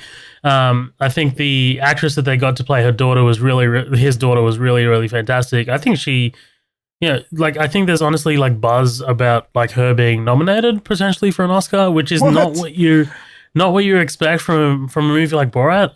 But I think this movie really did a fantastic job of like highlighting the culture in 2020 and highlighting, the way that we react to certain certain pandemics and certain political movements. And these movies exist to shine a light on those kinds of things and to shine a light on the darkness of humanity. And, comedy, this is not comedy as we normally think of it. This is not Airplane. This is not Scary Movie. This is not parody or anything like that. This is like comedy used to show us the deepest, darkest recesses of humanity. And honestly, I think this did a fucking bang up job on that. So I'm probably going to give this a 9 out of 10. I really enjoyed this and I really want to watch this again. Okay, I've seen this one, I think, 2.5 times, and I'm in a very minority group where I don't like this film. I don't think it's very good. I love the first Borat. I love most of Sacha Baron Cohen's works. He does do a great job usually on shining a light on things, and he does that here to some extent, but I feel like there could have been more. And what really ruins this movie for me, I think, is the first half has so much scripted stuff, so much story stuff, and it's not what I want from a movie like this. The where Borat works best are these moments where he's like, the hidden camera stuff, someone doesn't know they're being filmed, and he exposes their dumbness or whatever. There are a lot of moments like this which are great, but they're mostly in the later half of the film. But I thought it was a bit of a letdown. I'm going to give it a 6 out of 10. Next up, we've got The Platform, which is on Netflix. I saw this. Did you see this? You didn't see this, did you? Nope. No. So it's just me. This is my review for The Platform. Platform, it's on Netflix. It is talk about like class. It is actually a really interesting way of visualizing sort of how class works and how like trickle down economics, I guess. There's the high levels, the middle levels, low levels, where these people are in a prison and food is lowered and the people at the bottom get nothing because there's nothing left. And it's interesting like that. I think it's a really good, cool concept, but where it lets down is like, there's no real ending. It's kind of been like, this is how society is. And then that's it. Like, there doesn't really have much else to say. And, I found that a little disappointing. However, it was an interesting film. I do recommend it to watch, especially if you like those high concept things where you can talk about how art reflects life and shows what life, the world is like. It holds a mirror up to society, but doesn't tell society what to do about it, which I think was a bit of a letdown. But still, it's entertaining. I'm going to give it a 7 out of 10. Cool. Next, we've got Jay and Silent Bob Reboot. When you're ready, dude, take it away.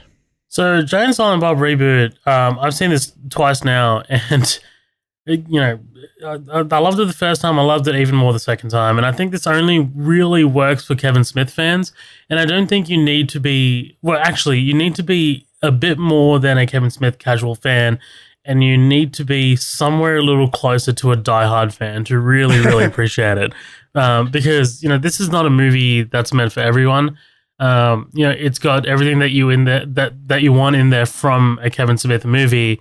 Even just like the behind the scenes of it and like how it was made, like him kind of like repairing his friendship with Ben Affleck, was it? Ben Affleck, yes. Sorry, I was just like I'm like motioning to you. I'm like, give it to me.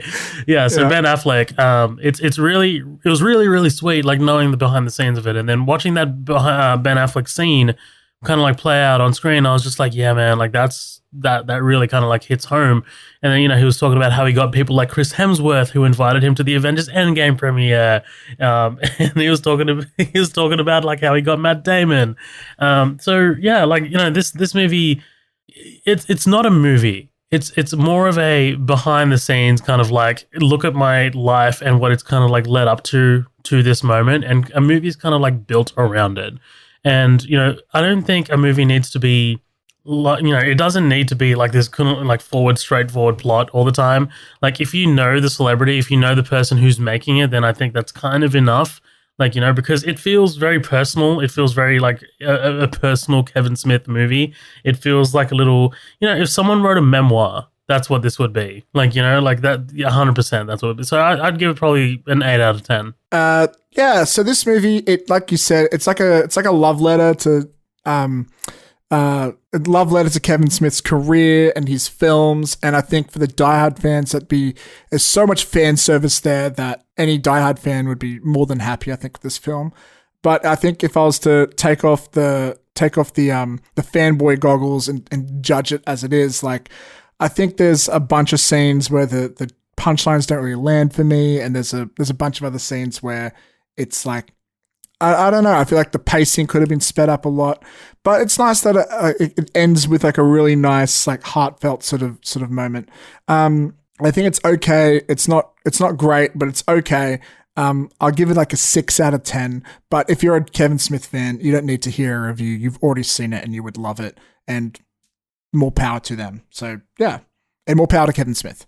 Next up, we've got The Vigil. You didn't see this one, did you? I think it was just me. No, I didn't know. All right. The Vigil, I don't remember a lot about this, although it is coming back to me. It's got a really interesting concept for a horror movie. It's like something to do with like, I think, Jewish culture, where someone dies, someone has to watch over the body for like a few days before the funeral and just like pray and stuff. It sets up for some really like creepy scenes, but unfortunately the film doesn't really get beyond creepy. There aren't many big scares in there. So that's a bit of a letdown, but overall it's an interesting concept, I guess. I just wish they did more with it. That's all I got really to say about it. I give it about a 5 out of 10. I'm really critical this year, I guess, guys. The next one's a fun one, which is on Apple TV Plus, Beastie Boys story. Z-Man, take it away. Look, so I'm like a very casual fan of the Beastie Boys. I mean, like, you know, I've listened to their music, but this doco kind of really like hit me in the feels a little bit, because it's, you know, it's the two remaining Beastie Boys kind of like reminiscing about their career, about their music career, and about their friend who's passed away. You know, the one Beastie Boy who's passed away. And it was like really like, you know, really, really kind of like hit me in the feels. And then I ended up listening to Beastie Boys on Spotify straight for like 2 weeks. You know, I guess it really kind of like hit home for me. I really recommend this movie. It's directed by Spike Jonze, and you know, he does this really meta thing where he is kind of like included in the documentary. Like, you know, like the Beastie Boys are addressing him directly. So I think, yeah, really, really worth checking out, especially if you have Apple TV Plus. So I'm going to go high for this. I'm going to go 9 out of 10. Yeah, I would say I'm slightly more than a casual fan, but definitely not a diehard fan of Beastie Boys.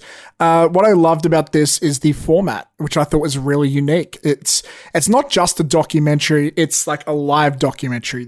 It's like they're almost doing a stand-up set, talking through a pre-recorded documentary. It's very unique, very interesting. I would love to see more done in this format, which opens the door for these fourth wall breaks and stuff, and bring in the director, which I thought was really cool. I thought it was also great how they really owned up to some of their mistakes. Like there's a moment where they talk about how there used to be a girl who played, I think, drums for them, and they feel like they really let her down, and they opened up and admitted that. I thought that was kind of brave. And yeah, it does feel like a love letter to just Beastie Boy fans and their friend who passed away. I'm also going to go high on this. I'm going to give it about an 8. But yeah, I really enjoyed this. It's one of the best things I've seen on Apple TV Plus, without a doubt. Next up was a direct-to-video animated film called Mortal Kombat Scorpion's Revenge, which I saw, and Z hasn't, because he's not an MK fan. So I'm going to get into this and go. Mortal Kombat Scorpion's Revenge. Look, if you're a hardcore Mortal Kombat fan, you've already heard this story. They've done it in, I think, another animated film and the live-action film, and Mortal Kombat 9, where they retold the story to Mortal Kombat 1. They didn't really do much or bring much new to the lore, which I thought was a bit of a letdown. So I kind of felt like a lot of been there, done that. And I thought the animation wasn't amazing. I thought it was just all right. However, you know, it's good to see some gore and blood again. I think Joel McHale was perfectly cast as Johnny Cage. And it was cool to see a proper film. It's the best Mortal Kombat movie we have to date, until the live action one comes out, I guess, and hopefully that's good. But yeah, ultimately it's okay, not great. Some decent fan service, but yeah, it's like I'm going to give it a 6, 5.5 out of 10. Next up, The Social Dilemma, which I still haven't seen, but Zoheb, when you're ready, lay us down with your thoughts. So The Social Dilemma was really interesting. I want to I want to say it's a documentary. Now that I kind of like think about it, I feel like it's a docu-series, but I think it's a documentary. I can easily look it up because I have a computer in front of me, but I don't like doing research. So, but honestly, this was a really eye-opening documentary about the dangers of social media, and obviously it's got a lot of social commentary. But the way that they kind of like analogize the way that social media organizations and applications use particular kind of like strategies to keep you involved, to keep you coming back. It's really, really eye-opening, and it's really a fantastic way to show you just how dangerous that these things can be. And not only that, but the interviews that they have, they're with credible sources. So they're like former Facebook manager, blah, blah, blah, former Instagram manager, blah, blah, blah. So it's like, these people know exactly what they're talking about, and they talk about the algorithms that they kind of use and the formulas that they kind of use to keep you coming back. So honestly, if you haven't seen this is on Netflix, check it out. It's about an 8 out of 10. I can also confirm it is a documentary. I looked it up. It's something I really want to watch. And I know since then Facebook came out with a statement about it, sort of try and discredit it. They say they think it's a bit biased. So I'd love to watch it with that in mind. But like you said, like there's a lot of former employees, so it sounds pretty credible. It's a documentary, so of course it's going to be biased. It's made by an individual, right? I mean, like it's made by a director. Yeah, totally. Next up, we've got Queen and Slim. When you're ready, man, take it away. So Queen and Slim was a bit of a surprise for me. This is a movie starring Daniel Kaluuya and a newcomer, and I'm forgetting her name, but I'll get it up a bit later. Jodie Turner-Smith. Yes, thank you. But it's basically kind of like a Bonnie and Clyde kind of like situation. This has probably the best opening 10 minutes of a movie I've seen in a very long time. And it's these two kind of like meeting for a first Tinder date, and then they get pulled over, and this police pull over that goes very wrong. They end up getting to know each other on this kind of like road trip so they can escape, and it ends up very poorly. It ends up in a very tragic way. It's shot incredibly well. The soundtrack is brilliant. The acting from Daniel Kaluuya especially is top notch. Honestly, this should probably have been on my top 10. I think I overlooked this when I made my list. But yeah, Queen and Slim is absolutely outstanding. Queen and Slim. Look, I'm going to be honest. I'm having trouble remembering a lot from this film. Like bits are coming back to me, and I just feel like it's been so long since I've seen it. But I do remember the performances were really great, and the intro, especially with the cop, that was pretty incredible. Definitely one of the big highlights of that film. I think it's a great way to touch on the themes of Black Lives Matter. In a kind of relatable way. It kind of feels like this situation could have happened to anyone, especially, and it makes you think of someone who's not black. It'd be like, what if that was me? It's a good way to get in the shoes of that situation. I remember it was well directed as well. I remember I really liked this film, but I'm having trouble remembering a lot. So the only reason it's not a 9 out of 10 and I'm giving it 8 out of 10 is just because I guess it didn't stick with me as much as I thought it would. But I do remember great performances. Daniel Kaluuya, he is such a powerhouse, man. He's great. Daniel. So what did I say? David? Did I? Oh, fuck, my bad. I really didn't think I would fuck that up. I love him. Anyways, our last one for these out of chronological order films is City of Lies, which you saw, man. When you're ready, lay us on us. Yeah, so City of Lies is a true story. It's about the investigation of the death of Notorious B.I.G. and partially Tupac Shakur, from the perspective of the detective, of LAPD detective Russell Poole. And this movie gets into, the Rampart division, which was this absolutely corrupt division of the police in LAPD in the 90s. From that perspective, it's really, really interesting. But overall, it seems it's a little forgettable because it doesn't really kind of get into, it doesn't come up with an answer, right? I mean, if it was going to come up with an answer, we would know who killed fucking the Notorious B.I.G., but it's still one of the biggest kind of mysteries surrounding a celebrity death ever, right? So, you know, it is a bit of a waste of a movie, especially when you have two leads like Johnny Depp and Forrest Whitaker kind of like leading the movie. It's like, I think it could have been a little bit more impactful. But it was interesting to learn about Detective Russell Poole and what he was able to accomplish.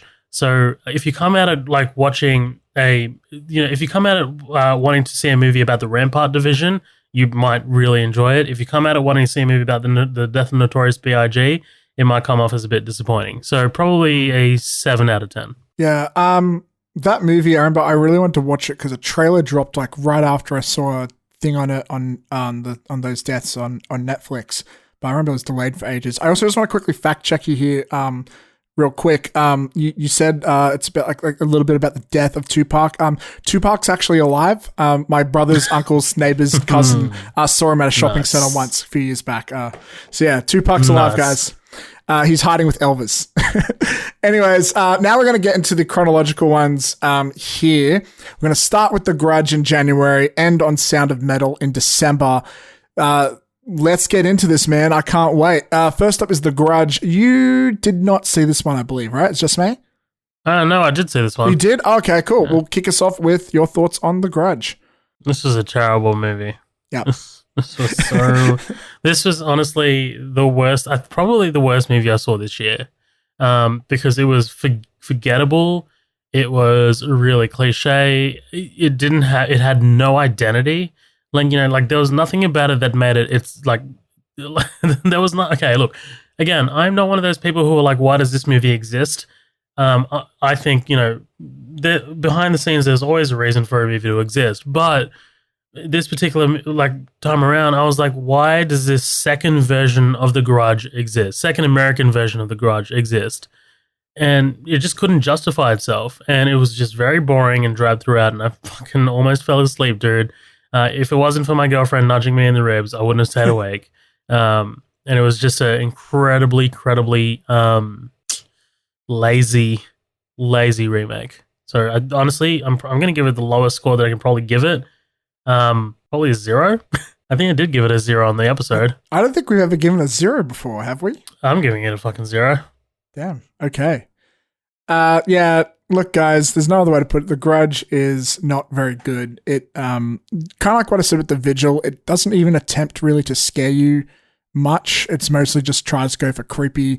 I do wonder why it exists, other than the fact that it's probably a way to maintain the rights. It tries nothing new with the source material of note. It just does everything the first one did, but worse, it feels like. Towards the end, like, it feels like they attempt to put some effort in over a period of maybe 10 minutes, but yeah, it's too little too late, and probably, yeah, one of the worst films I saw this year. It was such a letdown.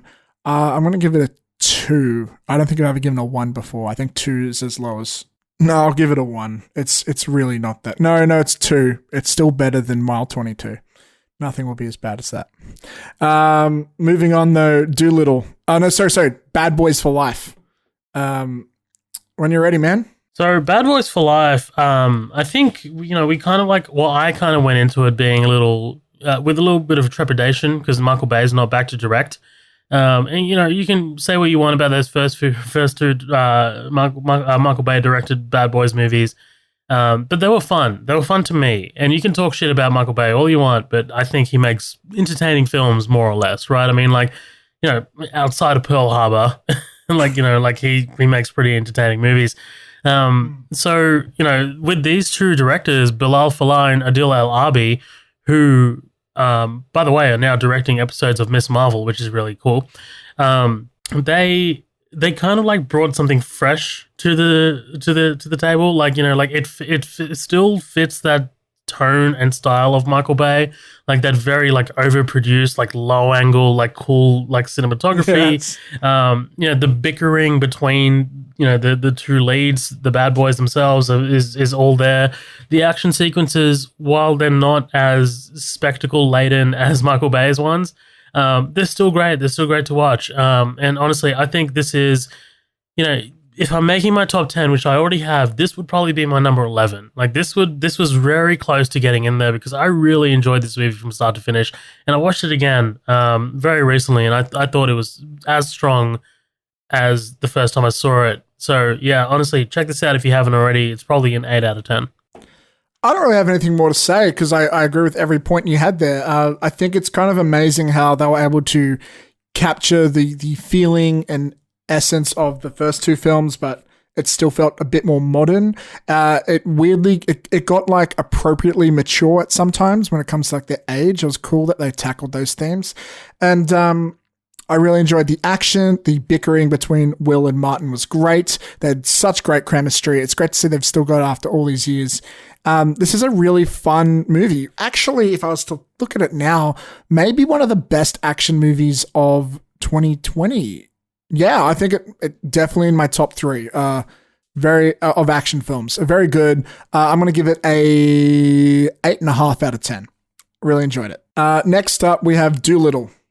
So I saw Dolittle, and I know everybody shits on it, and I'm not going to say it's fantastic or anything, but it's better than I expected, especially for a film that went through so many like behind-the-scenes nightmares. That being said, it's still not very good. I think Robert Downey Jr. he's making very strong choices that I don't love. He's got a weird accent. The CGI is very hit and miss at times. There are some parts where it feels like there are missing scenes, but there are some moments of goodness in there. It's not complete trash. I think if a child saw this, a child would enjoy it. But anyone, I think, over the age of maybe, I don't know, 12 might, they'll notice some errors here and there. I'm going to give it a 4. I'm going to give it a 4.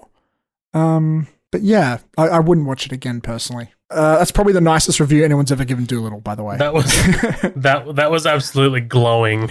That was a glowing review. Yeah, it's I don't know. I did not want to. The pacing had good pacing, and it did not make me want to stab my eyes out. So, which is more than I can say of The Grudge. Next up is The Gentleman, which I feels like I watched this 3 years ago. This year has felt like a decade. But yeah, Zahab, give us your 1-minute review of The Gentleman. Well, if Bad Boys for Life was my number 11, this would be my number 12. Like, this was very close to making my top 10. I enjoyed this movie immensely. I think you and I watched this together from memory. Yeah. And it's crazy to think that we watched it in 2020. Because, like you said, it feels like ages ago. But I think, this is a huge, huge return to form for Guy Ritchie. Like, we covered Lock, Stock, and Two Smoking Barrels on the podcast, Colin and I, and this feels like I brought this movie up so many times because it feels like Lock, Stock, and Two Smoking Barrels. I think Matthew McConaughey is outstanding. Charlie Hunnam, Hugh Grant, Colin Farrell, everything just kind of like fits in like a great little puzzle piece at the end. And honestly, this was one of the biggest surprises of 2020, and I was all on board for this movie. Really fantastic dialogue, really fantastically well written scenes, well executed action sequences, and they're not huge action sequences or anything like that, but they're little kind of like a couple little shootouts here and there. But the overarching plot was really well structured, I think, and really well delivered. So yeah, this was probably around an 8 out of 10 for me, for sure. Look, anyone who has heard our review on this and upcoming attractions would sort of know how I feel on this, and if you want to hear a bigger conversation, go back to that. But this movie is like a movie that I can appreciate. That applies to every single thing we're about to talk about. I'm just going to say. Yeah. But in particular with this one, I don't have great memory of it, but the main thing that I walked away with is that I know it's a good film. It's just not a film for me. I just had trouble. If you're into those type of gangster films where it's more about like the power play between people and like who's going to make the right move first, like this probably will be up your alley. And I do acknowledge McConaughey is great, but the lead, I forget his name, but I couldn't deal with his accent. I'm sorry. I could not connect with his character either. And I could not care. I don't know. I can't give you a reason why. I really struggled to connect with him. Every time he was on screen, I just did not give a shit. when it wasn't him and McConaughey was there, I was kind of more on board. And I do remember it all came together kind of cool in the end, but it just wasn't for me. Like if I was to give it out of my enjoyment, I would give it like a 5, but I know it's a good movie. So like ultimately it's probably more like a 7, but yeah, it's, I gotta be honest. Not every film is going to be for me. Next up though is Birds of Prey, our first superhero movie of the year. And we didn't get a lot this year, so it stands out. Z-Man, give us your review for Birds of Prey. Yeah, this was a lot of fun, I thought. I watched it again recently when it came out on VOD. But yeah, this was a great cinema experience, I think, very early on in the year. I think Margot Robbie was born to play this role, and I think she plays it absolutely fantastically. All the little quirks, all the little looks, all the little jabs that she gives, in the dialogue it's all fantastic. It's all top notch. I think the overarching story is a little bit messy. The diamond with the code or whatever. I don't know. It's fucking dumb. Mary Elizabeth Winstead's great. Like I love her little backstory that we get with Huntress. Joni Smollett-Bell, Rosie Perez, Chris Messina, Ewan McGregor, they're all pretty on point. The action sequences were outstanding. And that's because Chad Stahelski worked on this behind the scenes, apparently. So, yeah, I mean, like this was a top-notch movie, man. And I think this is a movie that kind of like will probably be forgotten, like it's not this giant Wonder Woman epic. It's this kind of like, street level kind of like crime sort of comedy. And I think that's a bit of a tragedy because I really dig this movie. So yeah, 8 out of 10 for me. Yeah, Birds of Prey was a lot of fun in the cinema. And afterwards I went and watched Suicide Squad to see like how it stacks up, I guess. And oh my God, it is leaps and bounds of an improvement over Suicide Squad. They clearly took what was good about that film, which was Margot Robbie, and said, let's double down on all the good stuff about it. It clearly takes a lot of inspiration from Deadpool. That's not a bad thing. And it's cool. It's also interesting to see how they tried to write around the Joker.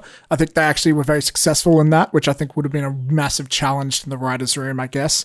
But yeah, the great action scenes, especially the one in the police station, that was fucking awesome. I feel like a lot of the characters, though, like they kind of blend to the background. It kind of feels like, what's the point of building a team if no one's going to be as memorable as Margot is? However, Ewan McGregor was great. Honestly, this might be a weird thing to say, but maybe one of my favorite Ewan McGregor performances. He was great as Black Mask.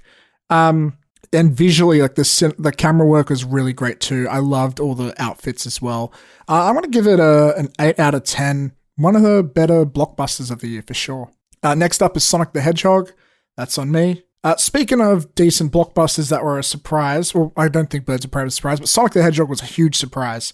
I went in with very low expectations and walked away pretty surprised. If you're a fan of Detective Pikachu, I would definitely recommend this film. It's a fun kids movie. It is a kids movie, but it's a fun one. And they don't overdo the references or anything. Jim Carrey. It's so great to see Jim Carrey being Jim Carrey again. I haven't seen him act like Jim Carrey, and I think it feels like a decade, maybe longer. Jim Carrey is just loving it. You can tell he's having the time of his life, which is great. Outside of that, like, yeah, I thought that the take on the story was not an obvious one, but it was kind of interesting the way they went. And yeah, overall, I had fun, and soundtrack was decent too. I'm gonna give it I'm giving another 8 out of 10. I think I liked it just I liked it about just as much as I liked Birds of Prey. But if you're not a fan of Sonic and you're not a kid, this might not be the movie for you. Next up, Fantasy Island. I didn't see this in cinemas, although I had a free movie pass to it. I saw it on Amazon Prime. This movie was not good. One of the worser films I saw of the year. It's a lot of like, what is happening here? What's the point? A lot of it's very forgetful. Although I thought the ending sort of, the way it teed up for a possible sequel was an interesting way to do it. I thought it was cool. But outside of that, very, very forgettable movie. I watched it only a few months ago and I have trouble remembering a lot of it now. It's very much one of those I like to call like Fisher Price horror movies. Like if you're like a 13-year-old and it's one of your first horror movies you saw, you'd probably enjoy this movie a lot more than I did. But overall, it's like a 4 out of 10. It's not that great. Although it's less problematic than something like Dolittle. It's just not entertaining. What is entertaining is a much better horror movie also by Blumhouse, is The Invisible Man. Zoheb, give us your review when you're ready. Yeah, so The Invisible Man is my number 8 movie of the year. This is an astounding achievement in horror and directing and acting and writing and taking something that's 100 and something years old, like the concept, the idea of The Invisible Man by H.G. Wells, and updating it for modern audiences. Taking that is daunting, and Leigh Whannell was just able to knock this out of the park and deliver it in terms of like let's make a movie about the Invisible Man from the perspective of someone who is being stalked, and make it somewhat of a domestic violence sort of thriller.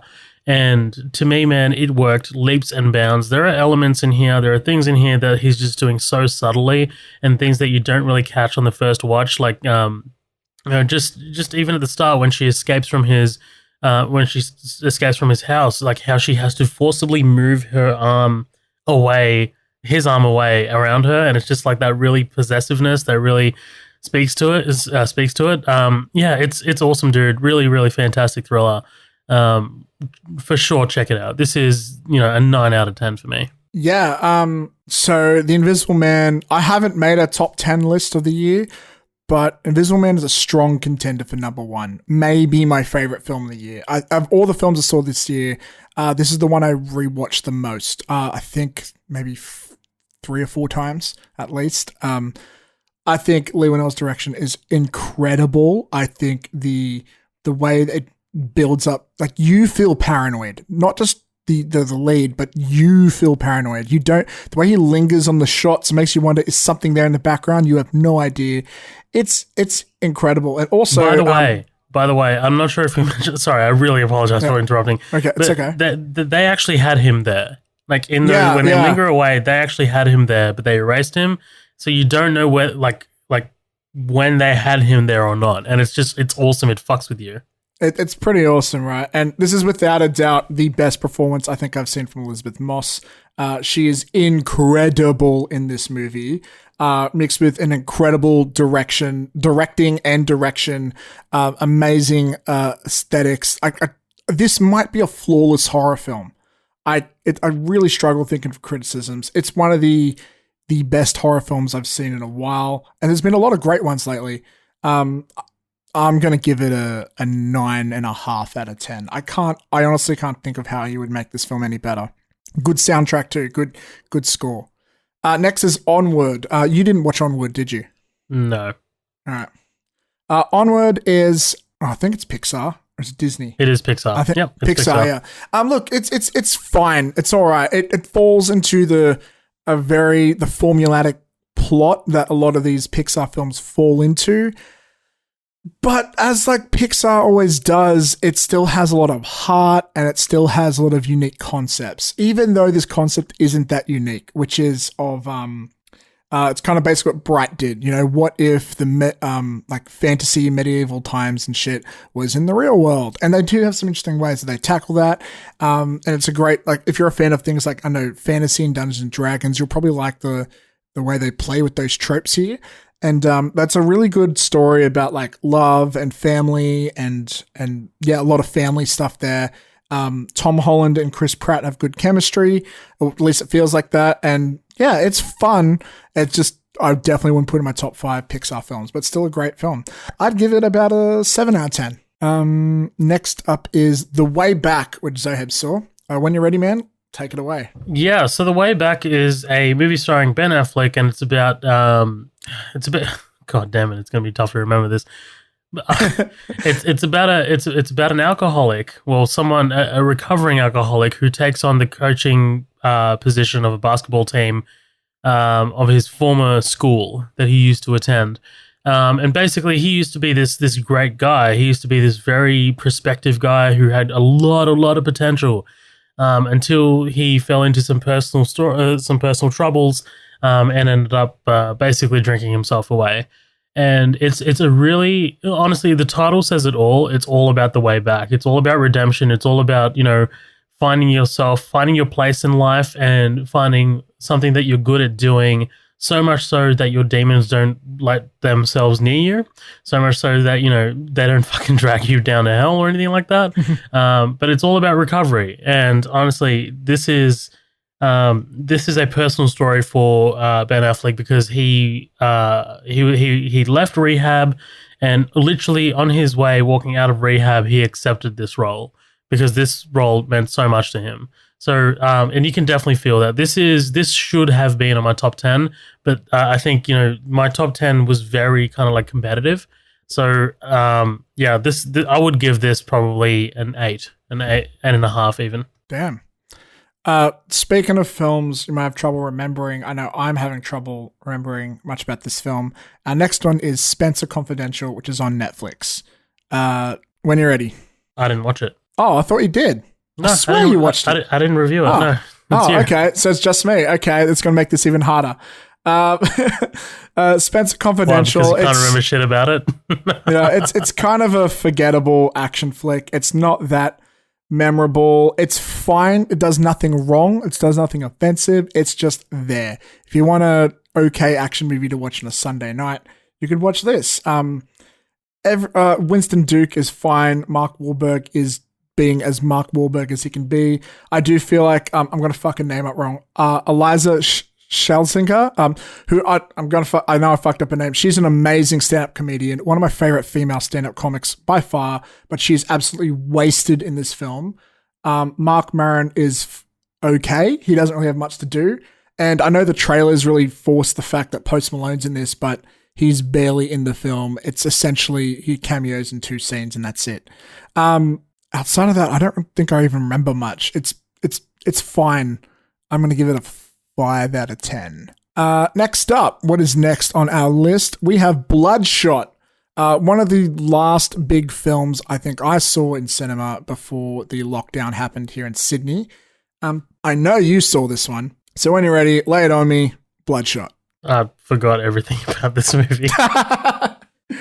I'm not even kidding. I actually I was struggling to remember. I remember there being somewhat of a decent action scene in a tunnel. I remember the color red. I remember a lot of white powder. But that's pretty much it. I remember a big skyscraper battle. This is a non-movie. This is not a movie. It's a piece of shit. I'm sorry. I remember not even enjoying it while I was watching it in the cinema. And now that I can't remember it speaks volumes. So I don't know. Do I have to give a score? 3 out of 10? I don't know. If you don't remember it that much, then maybe not. I don't know. It's definitely not as bad as the fact that I can't remember it should tell you something. Yeah, I guess. Well, look, maybe this will jog your memory because I'm going to come into my review because the reason I think I remember this movie so well is I thought we had a really cool conversation about it on the podcast. So as a little plug, go check it out. So Bloodshot, what is kind of interesting, and I use the word interesting very loosely here, about this film is its take on the whole Groundhog Day concept in a superhero movie. It does nothing new or exciting with the formula. It's just cool, I guess, to see it in a different genre. It's essentially Vin Diesel is trying so hard to make a new franchise. It really feels like a Fast and Furious film at times. Even ends on a big shot with people drinking beers against a sunset with licensed music in the background, like every fucking Vin Diesel movie does. The script weirdly feels very similar to Venom, except, do with that with what you will. It has some okay action scenes, but it's definitely doesn't feel like a AAA blockbuster. It's fine. I just, as always, Vin Diesel, he doesn't have much meat to chew on. He's trying to in this film, but it's just not enough to emotionally connect with him as a person or a human potato, which is what Vin Diesel is at this point. It was all right. I'd give it a 6.5 out of 10. I would see a sequel. But you. family. Is that the conversation? Fuck off, Vin. That was it, right? Fuck off, Vin. Yeah. That was so. it. That was that episode, right? Where we Vin Diesel guested on that one, I think. Yes. I remember him coming through my doorway and leaving a giant hole when he left because he can't fit through doors. It's hilarious. Next up is one I saw. I saw The Hunt, which was one of the first ones I saw. Like, it was a situation like they released it on VOD. Yeah, let's not go through instead this. of the cinemas. Yeah, we talked about this sort of stuff extensively. The Hunt. Look, it's a swing and a miss of a horror comedy. It feels like it doesn't know what it wants to be at times if it's a horror comedy. The big thing with this film though is how it ties into political themes. It sort of stars some people who represent views on right-wing politics who feel like they're under a witch hunt by more left-wing Democratic type people. But all the politics I feel like falls flat. A lot of it does not make coherent sense when you think about it for more than 10 seconds.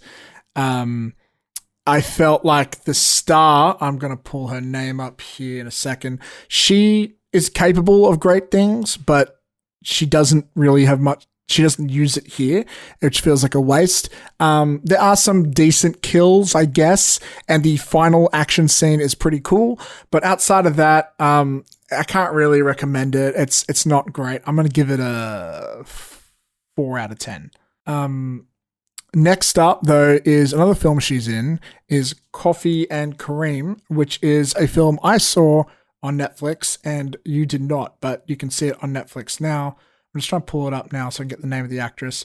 Her name is, she's in both of them, and I had similar thoughts. Betty Gilpin. She's also in, what's that wrestling show with Alison Brie? Glow. Fucking Glow, yeah.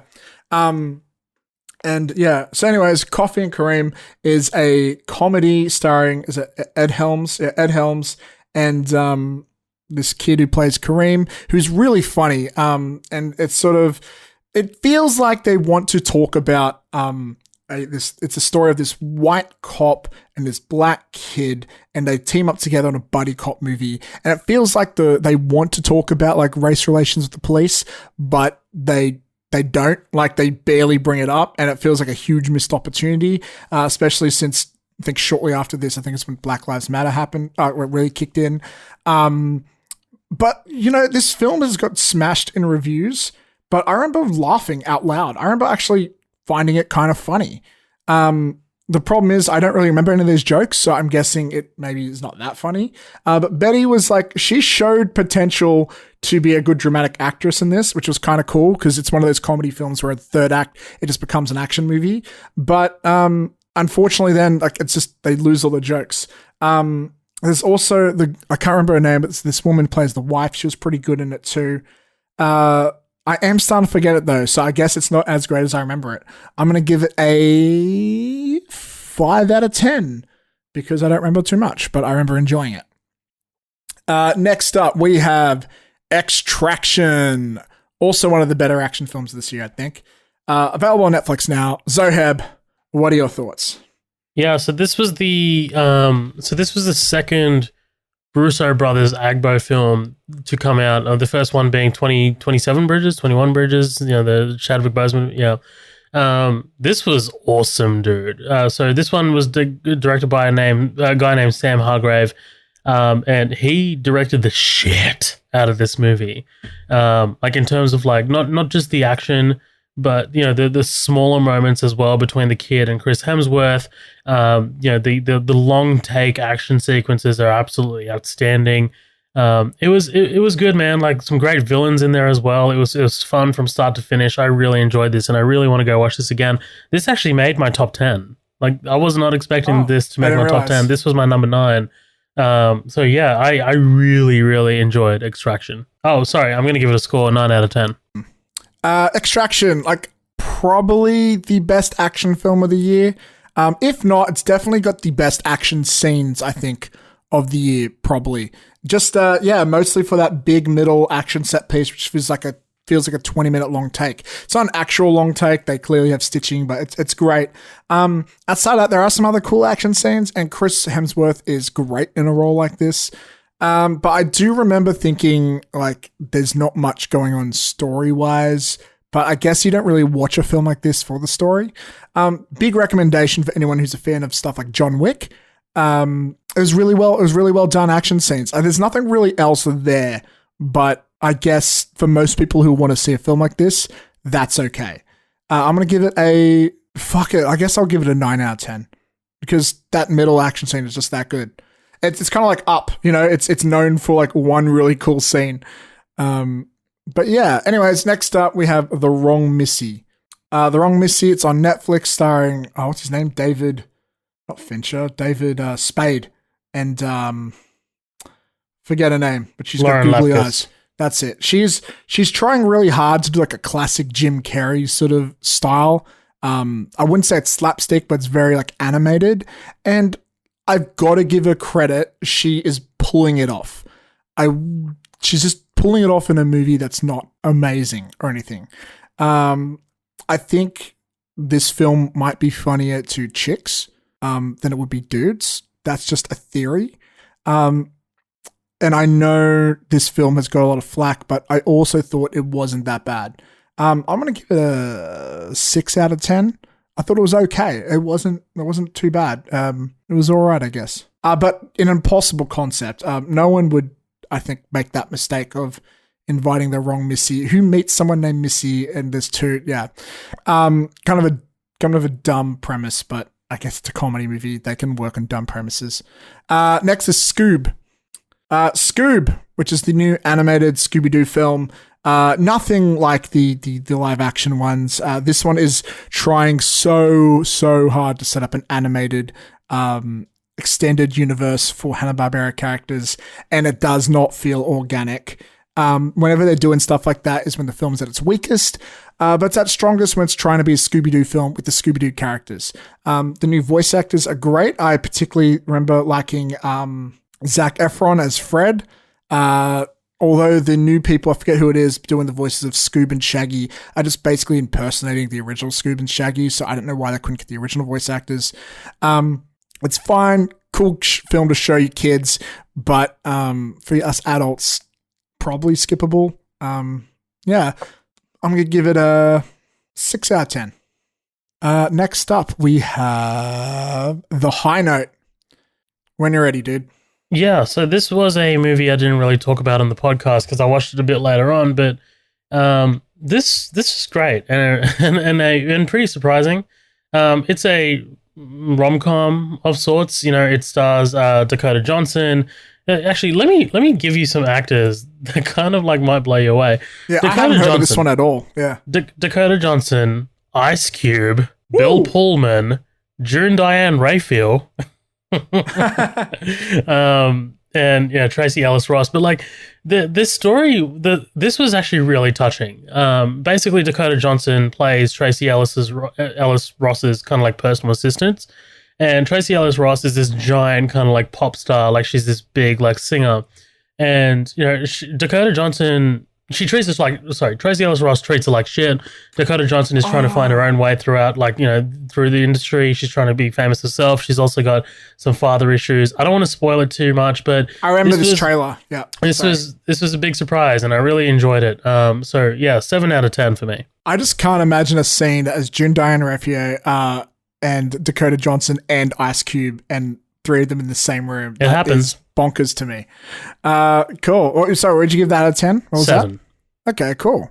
The next one I know is pretty high on your list, and I think it's pretty high on a lot of people's list. It's been it's been a good year for Chadwick Boseman, but unfortunately, we got some bad news with him. But he had a lot of good films this year. Being Defy Bloods is another one. When you're ready, dude, give us your thoughts. So I had high hopes for this going in because it's directed by Spike Lee. Spike Lee is obviously a legendary director. I was really curious what he was going to do after Black Klansman, because Black Klansman was just such a knockout movie. It was such a knockout film.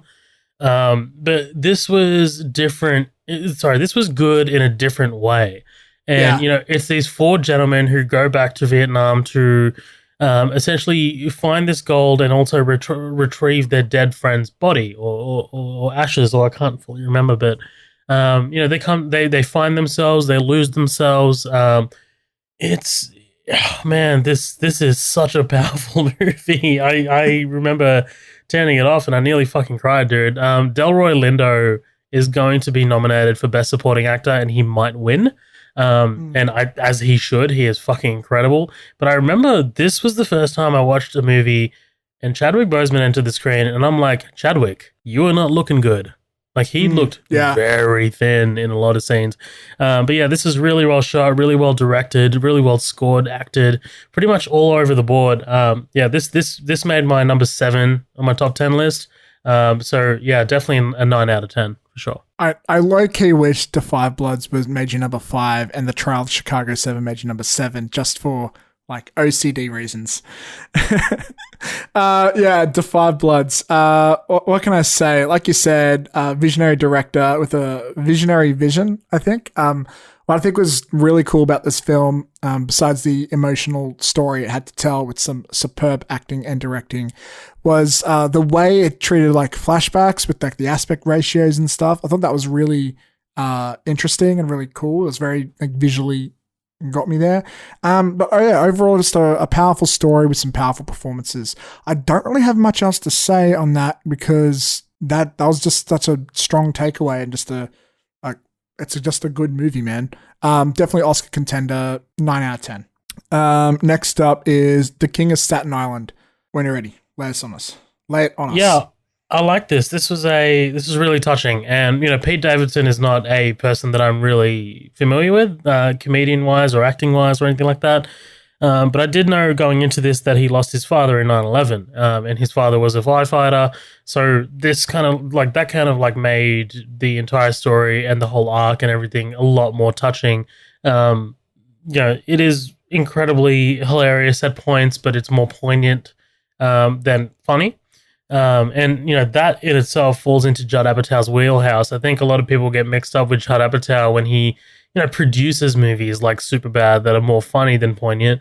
Whereas like here, his movies like 40-Year-Old Virgin and this are more thoughtful. They're a lot more story driven and the comedy comes from that story. So yeah, I think this was a top-notch film, man. Like it's definitely one of his better movies. So this also made my top 10 list at number 10 and I give it a 9 out of 10. Yeah, I love this movie. I do follow Pete Davidson quite a bit. I'm a fan of his, but I did not expect him to do a film like this. It's deeply personal. It's deeply, you hit the nail on the head when you said like, a lot of Judd Apatow's films, like the comedy comes from the story. It's like, because this film, it's really not trying to be a comedy. In fact, I don't even think it's fair to call it a comedy. I think people would just do that because it's Judd Apatow. It's much of a drama, but it's so heartfelt. The person who stole the show for me performance-wise, though, was Bill Burr, who's another interesting case of he's one of the world's biggest comedians, but he just does these amazing dramatic roles. He has such an interesting career, that guy. But yeah, I really love the themes here of, work with his father and again, family. I think that's going to be a common theme that comes out of this podcast. But yeah, really great performances too. I'm also going to give it a 9 out of 10. I thought it was really awesome. I saw this twice in the cinemas. I think this might have been the only film I saw twice in cinemas. So this year. So that's saying something. I really liked it. Next up, we have 7500. So 7500 was an interesting movie in that it was Joseph Gordon-Levitt pretty much acting his ass off. This is a movie where terrorists try and attempt to hijack a plane, and he is a pilot of the plane. But the entire movie takes place inside the cockpit. So we never leave the cockpit for the entire runtime of the movie. And I get what the director was going for. He's going for this like giant, so he's going for this like really claustrophobic feeling. And it does feel claustrophobic to the point of uncomfortableness. And that is really effective. But overall, this movie is somewhat forgettable. Outside of the fantastic Joseph Gordon-Levitt performance, there's not really that much there that's worth recommending. So I think I'm probably going to give it maybe a 5 out of 10. Next up is another Netflix movie, Eurovision Song Contest, The Story of Fire Saga. I'd say this is the surprise of the year for me, closely followed by Sonic. in the sense that I went in thinking this movie would be complete fucking trash. I mean, when you hear it's a comedy about Eurovision starring Will Ferrell, you would probably think this is after he did that horrible Sherlock Holmes film. Your expectations, I don't think, for anyone were high.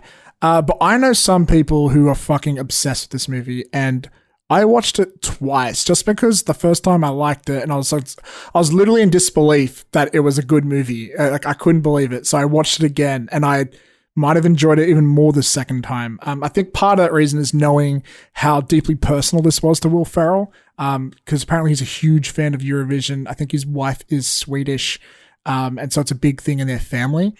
And this film it's got a bit of heart to it, surprisingly.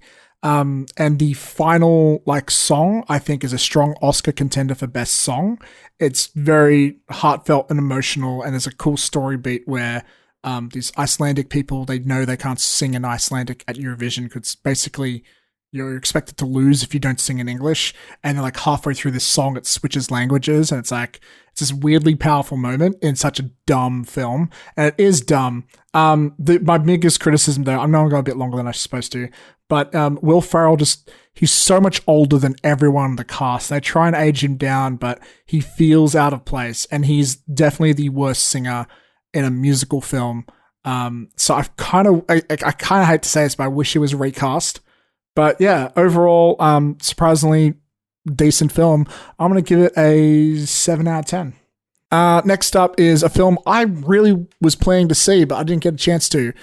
My Spy, which is a comedy. I think it's a kid's film, not sure, starring Dave Bautista. Z-Man, what are your thoughts? Yeah. I had a feeling it wouldn't be good, though.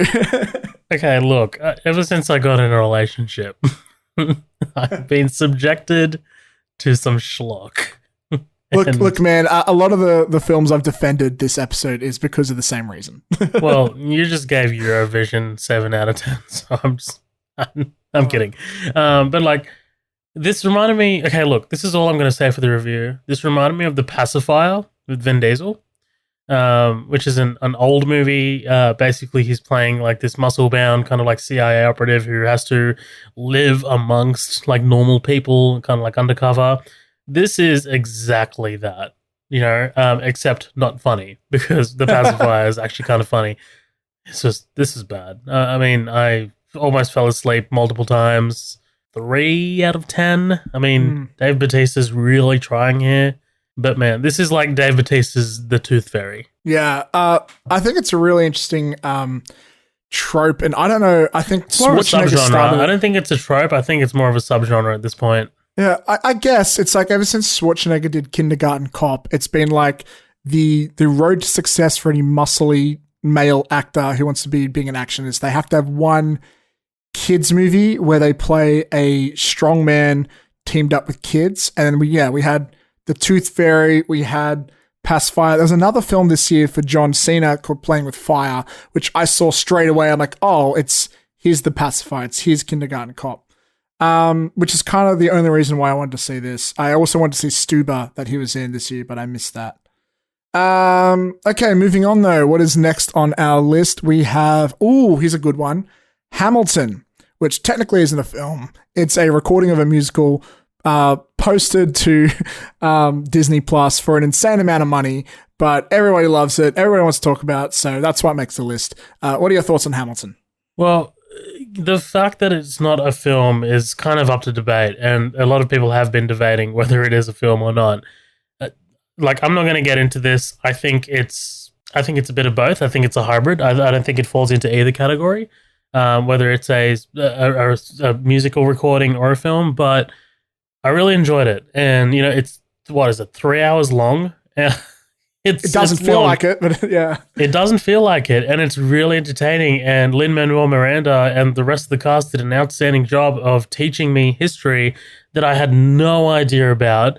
This guy, Alexander Hamilton, that I had no idea, no concept, nothing at all, no knowledge at all about. In a really entertaining way. And it was fantastic. It was really beautiful. It was a fantastic performance all across the board. Great visuals, great style, great editing, great acting. This is a top-notch movie. Honestly, I'd give it a 9 out of 10. I'd also give it a 9 out of 10. These songs are fucking incredible.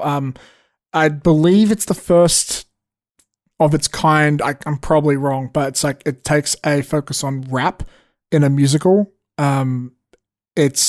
It has all the classic elements of a Broadway musical, but they take a very white story. Actually, not really, because immigration's a big theme of it. But they put like minorities front and center, mostly in white roles, and then they give it this urban music, and it's really creative. And the songs are just so fucking catchy. There are so many bangers on this list. There's a reason why people would wait 6 months or more for Hamilton tickets. And Australia's supposed to be getting it soon, and I can't wait to see it live. 9 out of 10, fantastic musical performance. Must watch. Love it. Next up, we have a Netflix film, The Old Guard with Charlize Theron. Did you watch this one? I did. You did. Okay. You first. Somewhat forgettable now that I think about it. I'm not really remembering too much. I remember the action sequences being pretty awesome, pretty cool. I remember it being based on a Greg Rucka kind of like fucking property. Outside of that, nothing really. Oh, the villain was annoying. It was like this British kind of like villain. Yeah. His eyes were too close together. And then I found out a very long time after watching it that guy played the original Dudley Dursley from Harry Potter. And I'm just like, dude, what? You played the you played the cousin? That's insane. But yeah, I don't know, man. I'm forgetting this movie the more I think about it. 5 out of 10, I think. Yeah, look, I also don't remember a lot about this film. I do think it's mostly forgettable. I do remember thinking the action scenes were a bit of a letdown just because they were kind of just basic choreography with no real memorable moments. I had to pull it up, but I remember this guy, I think his name's pronounced Chiwetel Ejiofor. Hold on.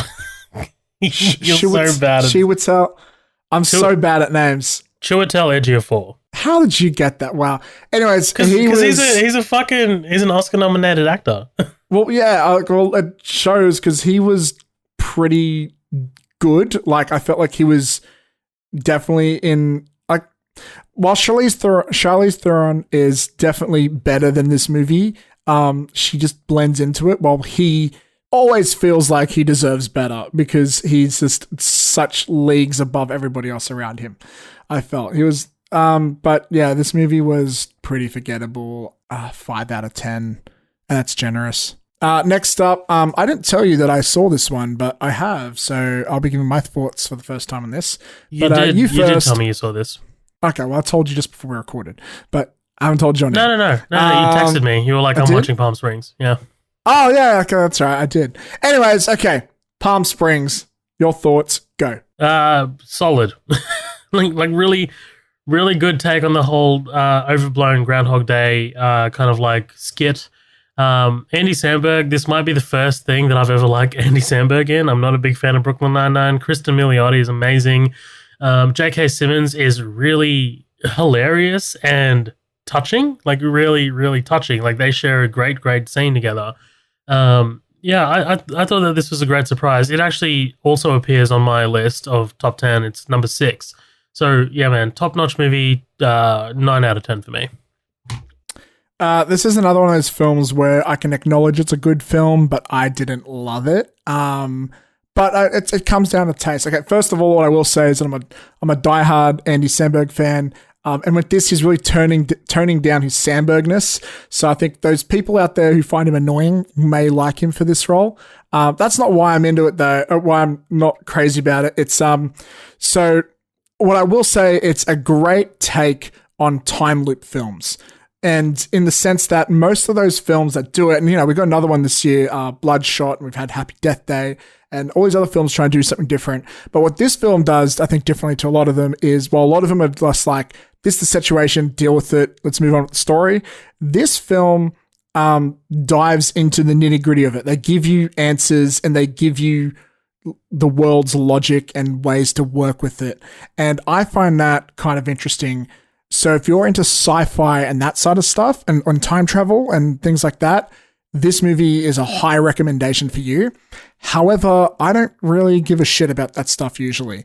So it's not really a film for me. So what's left for me is just a rom-com. And while it does do some sort of unique things with the expectations of that, it's not enough to really grab me. And as a comedy, there's not a lot of great comedic scenes that really get to me. So it's just a film that's like, again, it's not really my cup of tea, but I can acknowledge that it is really good. And I do respect that it's doing a lot of unique, it's very meta in the sense that it's doing unique things with common tropes of these genres. And I really respect that. So overall, I'm going to give it a 7, which I think is a pretty fair score. But I'm sure if I was more into like what I described earlier, Wonder Woman, the nerd shit, if I was more into that stuff, I would fucking be through the roof on this film, I'm sure.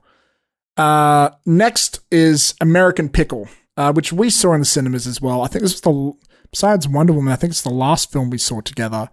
Did we see the New Mutants together? Can't remember. I think we did. No. So this was the last film I think we saw together. American Pickle, lead the way. A couple of great performances from Seth Rogen. Really surprisingly crazy political commentary that wasn't expected. Often hilarious, but ultimately a really sweet movie about appreciating family and appreciating where you're from and appreciating your heritage, and being a bit more open and accepting. So yeah, I think this was a fantastic movie, and if you haven't seen it, go check it out. Probably an 8.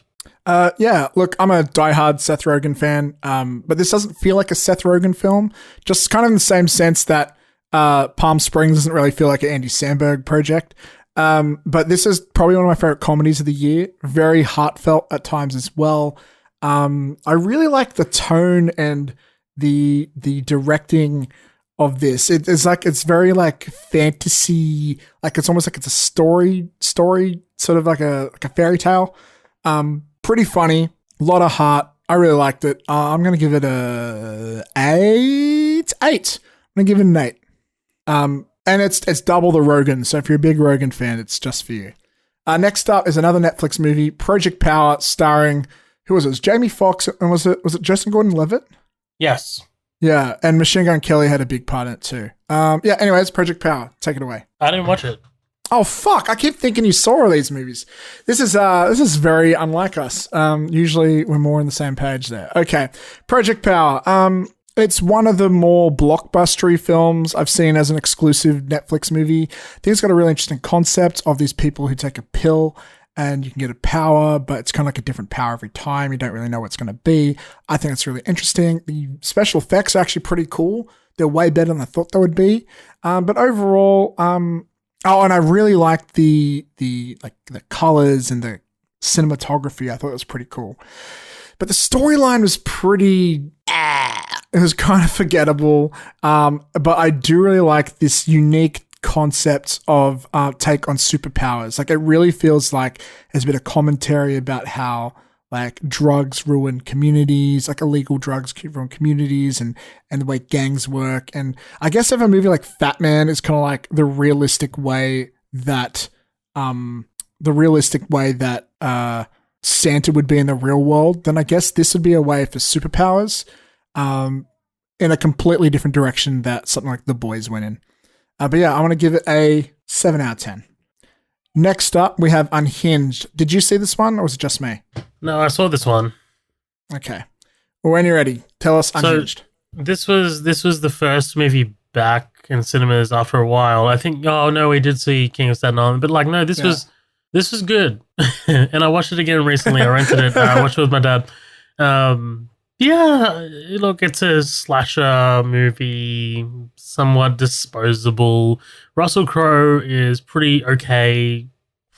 I don't know, man. I don't know what you want to say about this movie. Like, it's fine. You know, it's fine. It's somewhat forgettable. I think they do a good job of, like, because Russell Crowe gained a lot of weight to play this role, and he was not a skinny man before they started shooting. So what they do is, like, they hold on his face, and they bring the camera right up to his face really tight to make it look like he is a gargantuan, like he is huge. And they pull that off really, really well. It really kind of like gives you the sense that this guy is truly unhinged. So, yeah, I think this movie is somewhat forgettable, but while you're watching it is enjoyable, like in that moment. But afterwards, you're kind of like left with nothing. Like, it's just like, oh, okay, cool, that happened. That kept me entertained for 90 minutes. Great. So probably about 6 out of 10. Yeah, look, it is a B film through and through. I think they knew it while making it. And it won't give you lifelong pondering questions at the end of it. But like you said, it's very entertaining.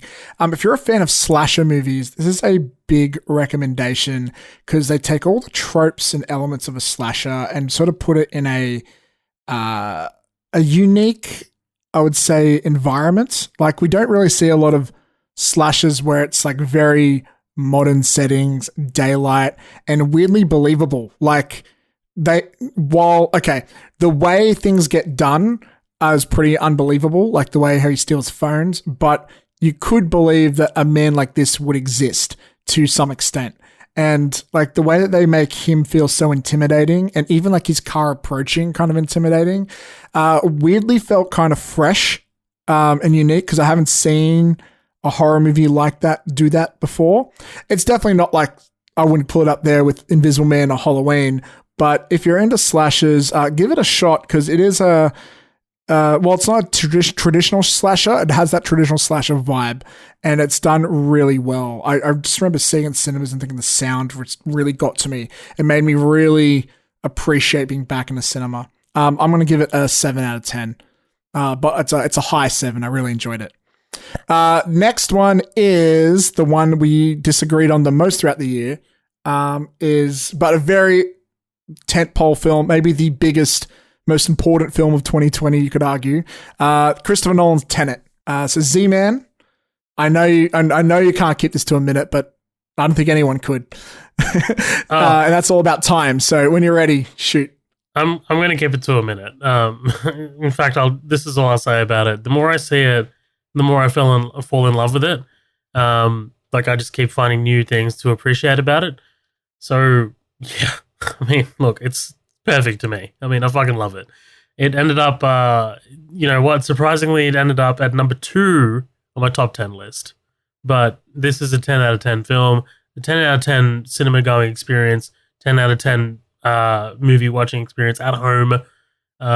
Yeah, this is a movie that I would love to talk about with someone at a bar over a couple of beers for however many minutes that they want me to. So, okay, I won't get too deep into it, but yeah, I agree. It is a 10 out of 10 cinema experience, but I think it's Nolan's most flawed film. I think it's his most interesting concept, though. I think it's super creative with what they do with time. I just feel like the exposition is done pretty poorly, and it's mixed with fast editing, which isn't a bad thing, but does have a bad sound mix. And I don't really like the pacing and dialogue, and I just feel like the characters aren't very human. So you mix that with the what I think is poor exposition. It just makes it really hard for me to enjoy on my first few times watching it. But that being said, the biggest compliment I can give it, and I've said this before, is there's an amazing scene where you sort of like learn these extra layers of the concept, and it made me feel an emotion I don't think a movie has ever done, which is both confusion mixed with understanding, mixed with curiosity at the same time. And any movie that can make me feel a new emotion, I guess, is something to be really commended for. But I just have a lot of problems with its execution, I would say. I would give it an 8 out of 10 because also it's got some incredible action scenes. It definitely does things that you won't see in any other movie, and that is to be applauded. Yeah, moving on though. What is next? Oh, we're getting near the end now. The New Mutants, one of the last superhero films of the year. Took us 100 years to get it, but we finally got it. Z-Man, what's your review for The New Mutants? Meh. I mean, look, it's definitely a movie. And I think, look, 20th Century Fox kind of looked at it and we're like, look, we're about to be acquired by like the biggest company of all time. Let's just get this fucking out the door kind of thing. I feel sorry for Josh Boone. I feel sorry for the cast because you can tell that they're trying. And, you know, it kind of like led to this feeling of like, I wish there were more character interactions in the movie. Like, it feels like very rushed. It's only 90 minutes long. It's like really, really trying to run for the finish line. And it's just like, man, I wish you spent more time on this. Ultimately, I think I kind of like, I didn't really walk in with too high expectations. But at the same time, I was just like, well, that was a bit of a waste of time. So, you know, 4 out of 10. I liked it a bit more, but it's clearly a very flawed film. I think what you did hit the nail on the head where it's looking for the finish line as quickly as it can, but it's a type of film that needs a lot of character moments because it is more of a character-focused film, but it doesn't want to be that, which is kind of weird. I do appreciate the unique aesthetic and like tone of it all, but it feels weird that like it's like they've got a horror setting, but they're not trying to be a horror movie, and then it turns to a full-on action film at the end. That feels a little weird. Its tone is a bit all over the place, but by the end, like it weirdly has a bit of heart, and I wouldn't mind a sequel, even though we're probably not going to get it. Like, I can't believe I'm saying that, but like they did make me give a shit in the end, which I was very surprised by. But yeah, they clearly saw the success of it and tried to copy and paste it in a superhero setting with moderate success, I would say. I'd give it a 6 out of 10. I do like the cast. I just wish they had more to do with it. Next is Antebellum, which is a unique film, I would say. What are your thoughts on Antebellum? Yeah, initially walking out of the theater, I was like, that was actually really interesting. But then, like, once you apply some additional thought, it's just like, well, that was really shallow. Like, it's just like, it's been a long time since I watched a movie like that it's just like, oh, okay, look, I walked out of that kind of somewhat being satisfied. And then thinking about it a bit more, and I'm just like, well, no, that doesn't work. And no, that seems very disingenuous. And no, that seems just there just because of the sake of it. And all in all, you know, like the performances are great. The actual production is brilliant. It opens on this giant, like really like long tracking shot. The music is fantastic. The production around the story and around the themes is outstanding. It's the story and the themes and the way they choose to tackle it. It's really lazy. So, I mean, honestly, when your story and your themes do not support the high quality production, I think that ultimately affects the production. So this is not getting a pass from me. I'm sorry, you're a 4 out of 10. So yeah. Yeah, like this movie, look, it did the same thing Tenet did not to the extent Tenet did, but it had this moment where it's like, that's a fucking twist. I don't know what sort of film I'm watching now. And with Tenet, it was the temporal pincer moment. What this is when it switches from what appears to be like more colonial times to modern contemporary times. That was a really cool moment. And I just kept making me think, where's it going? Where's it going? Where's it going? It was a huge letdown when I found out where it was going. It's so surface. It's a cool idea until you see it all come together because it's so surface level. They didn't do much with that concept at all, which is it's really shameful. It's a real shame. I'm sorry. But it was okay with everything else. It did have some good performances, but ultimately, like the story just led to nothing. It's just basically they tried to. It feels like they tried to remake The Village after watching Get Out, and that's about it. So I'm going to agree with you. Actually, I'm going to give it a 4, because the ending really lets itself down. Otherwise, it could have been a strong. It could have been way higher. Next is another film that deals with similar themes, except to a much better extent. The Trial of Chicago 7. Take it away. Yeah, so this is one of my most anticipated movies of the year because it's Aaron Sorkin's film. writing and directing. The cast is absolutely brilliant. The actual courtroom drama is top notch. Really, really amazing themes, really amazing writing, really amazing directing. I can't praise this movie higher. It is my third favorite movie of the year. I loved this movie, and I think it's really, really rewatchable. So yeah, I think this is a top-notch film from start to finish, like top to bottom, T to B, amazing. This is a, you know what? This is a 10 out of 10 for me. Ooh, nice. Trial Chicago 7 really hooked me. I can't believe I can't believe it, but yeah, I was surprised at how much it hooked me actually. The amount of twists and turns it took, and to think this was a real story is kind of crazy. Some really great performances. I remember there was a part in the movie where I was like, where is this going? But it came back in a really great way. There's some really great arguments towards the end talking about like how activism works and stuff like that. Yeah, honestly, the biggest criticism I have with it is I kept having trouble believing it was possible because it was so insane to me. And then to find out it was legit, I was like, what? Like, yeah, it was really well put together too. Incredible writing. I'm going to give it a 9 out of 10. I don't know if it's a film I would watch again because it's not exactly, I don't know if it has a lot of rewatchability to it, but it's so well put together. It's a very good film. 9 out of 10. Honest Thief. You didn't see this, did you? Just me? Yeah. Honest Thief. It's another Liam Neeson film, but surprisingly, I kind of like how they put it together. It's a very B grade sort of action film that you can just watch on a Sunday night. It kind of comes down to Jai Courtney versus Liam Neeson.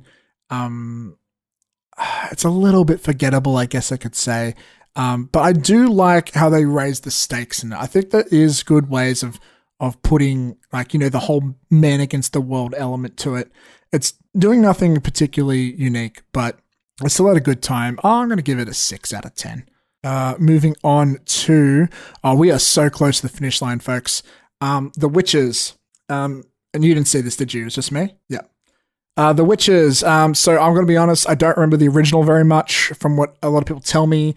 It's very close to it. A lot of people do prefer the original, but this one, you know, it was a bit of fun. You can tell the actors are having a great time. Viola Davis is having a great time, and what's her name? Anne Hathaway's having a great time. They've clearly got a lot to work with, and they're enjoying it.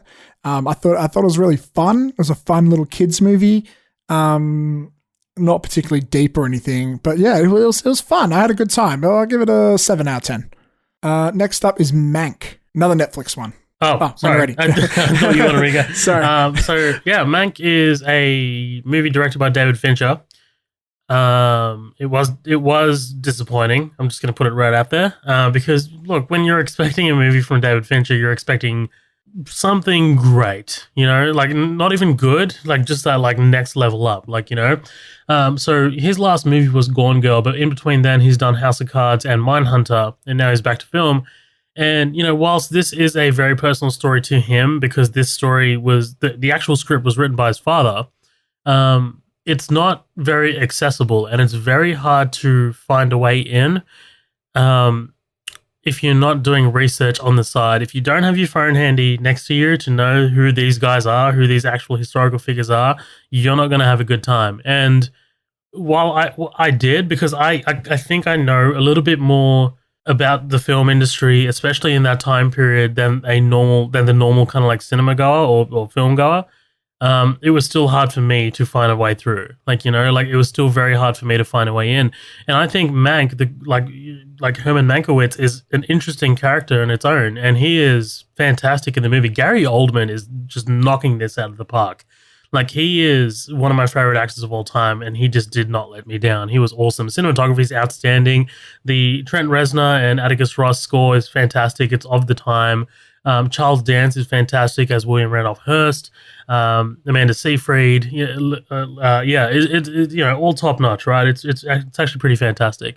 So honestly, I give this a 7, and that is higher than I probably should give it, but I'm giving it that because technically what it achieves is really top notch, and I can see the story that it's going for. It's just it really gets lost in the weeds in terms of the lingo.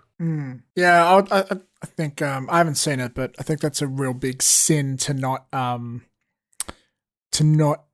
bring your audience along for the ride. I think if you don't give them all the puzzle pieces to make a puzzle together, then that's not very good. Next is Freaky, which I really wanted to see, but I didn't get a chance to.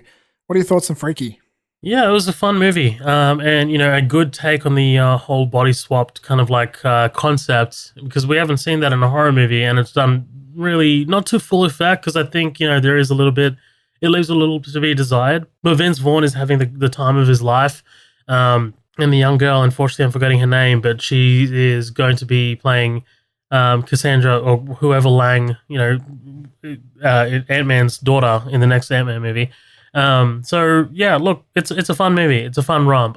If it pops up on Netflix, definitely check it out for sure. Probably give it maybe a 7 out of 10. Yeah, I think it's a really cool concept. We've got 2 more to go. Finally, I feel a little naughty reviewing this one. I feel like we shouldn't. I feel like we have a conflict of interest because we actually interviewed the directors of this one, but we were pretty honest with them, and I think we're pretty honest with our review here. So let's get into it. Let's talk about Fat Man.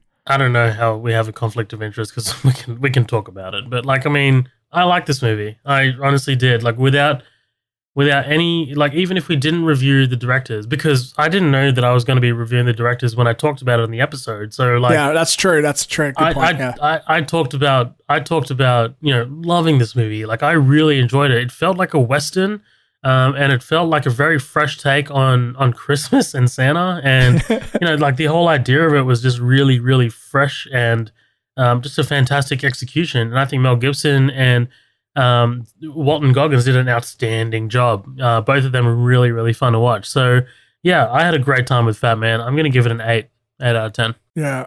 Look, this film, it's kind of an odd concept. It's not unheard of. The idea of Santa with a gun in an action flick, but we never seen it done this seriously before, and it kind of makes me wonder, who is the intended audience for this?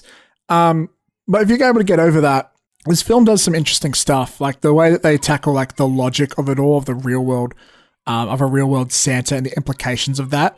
It's actually kind of pretty enjoyable, I would say. I do think it's a little slow, not too slow. The pacing isn't that bad. It is a little slow. I kind of wish it got to the point of the showdown more, but the directors are pretty clear. That was always their vision, I guess. But yeah, I kind of wish they did more with the concept. But it's a B movie, and with some pretty solid performances, I would say. I'd give it a 7. No, I'm going to give it a 7. Yeah. It was fun. It was I don't know who to recommend this film to, but if it sounds like it's up your alley, check it out. There's no thing, I don't rate movies by recommendation, right? Right? I'm not going to be I'm not, but if I was to recommend it to someone, I'm not sure who that person would be, No, right. Yeah. But they achieve what they set out to do. The last film, we got one last film. I literally saw it in preparation for this one because you recommended it to me. The Sound of Metal on Amazon Prime.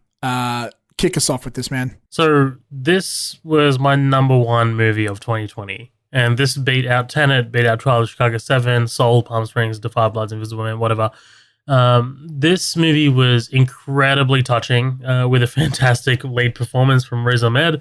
The story that it tells you about, this guy who loses his hearing, and he's an asshole.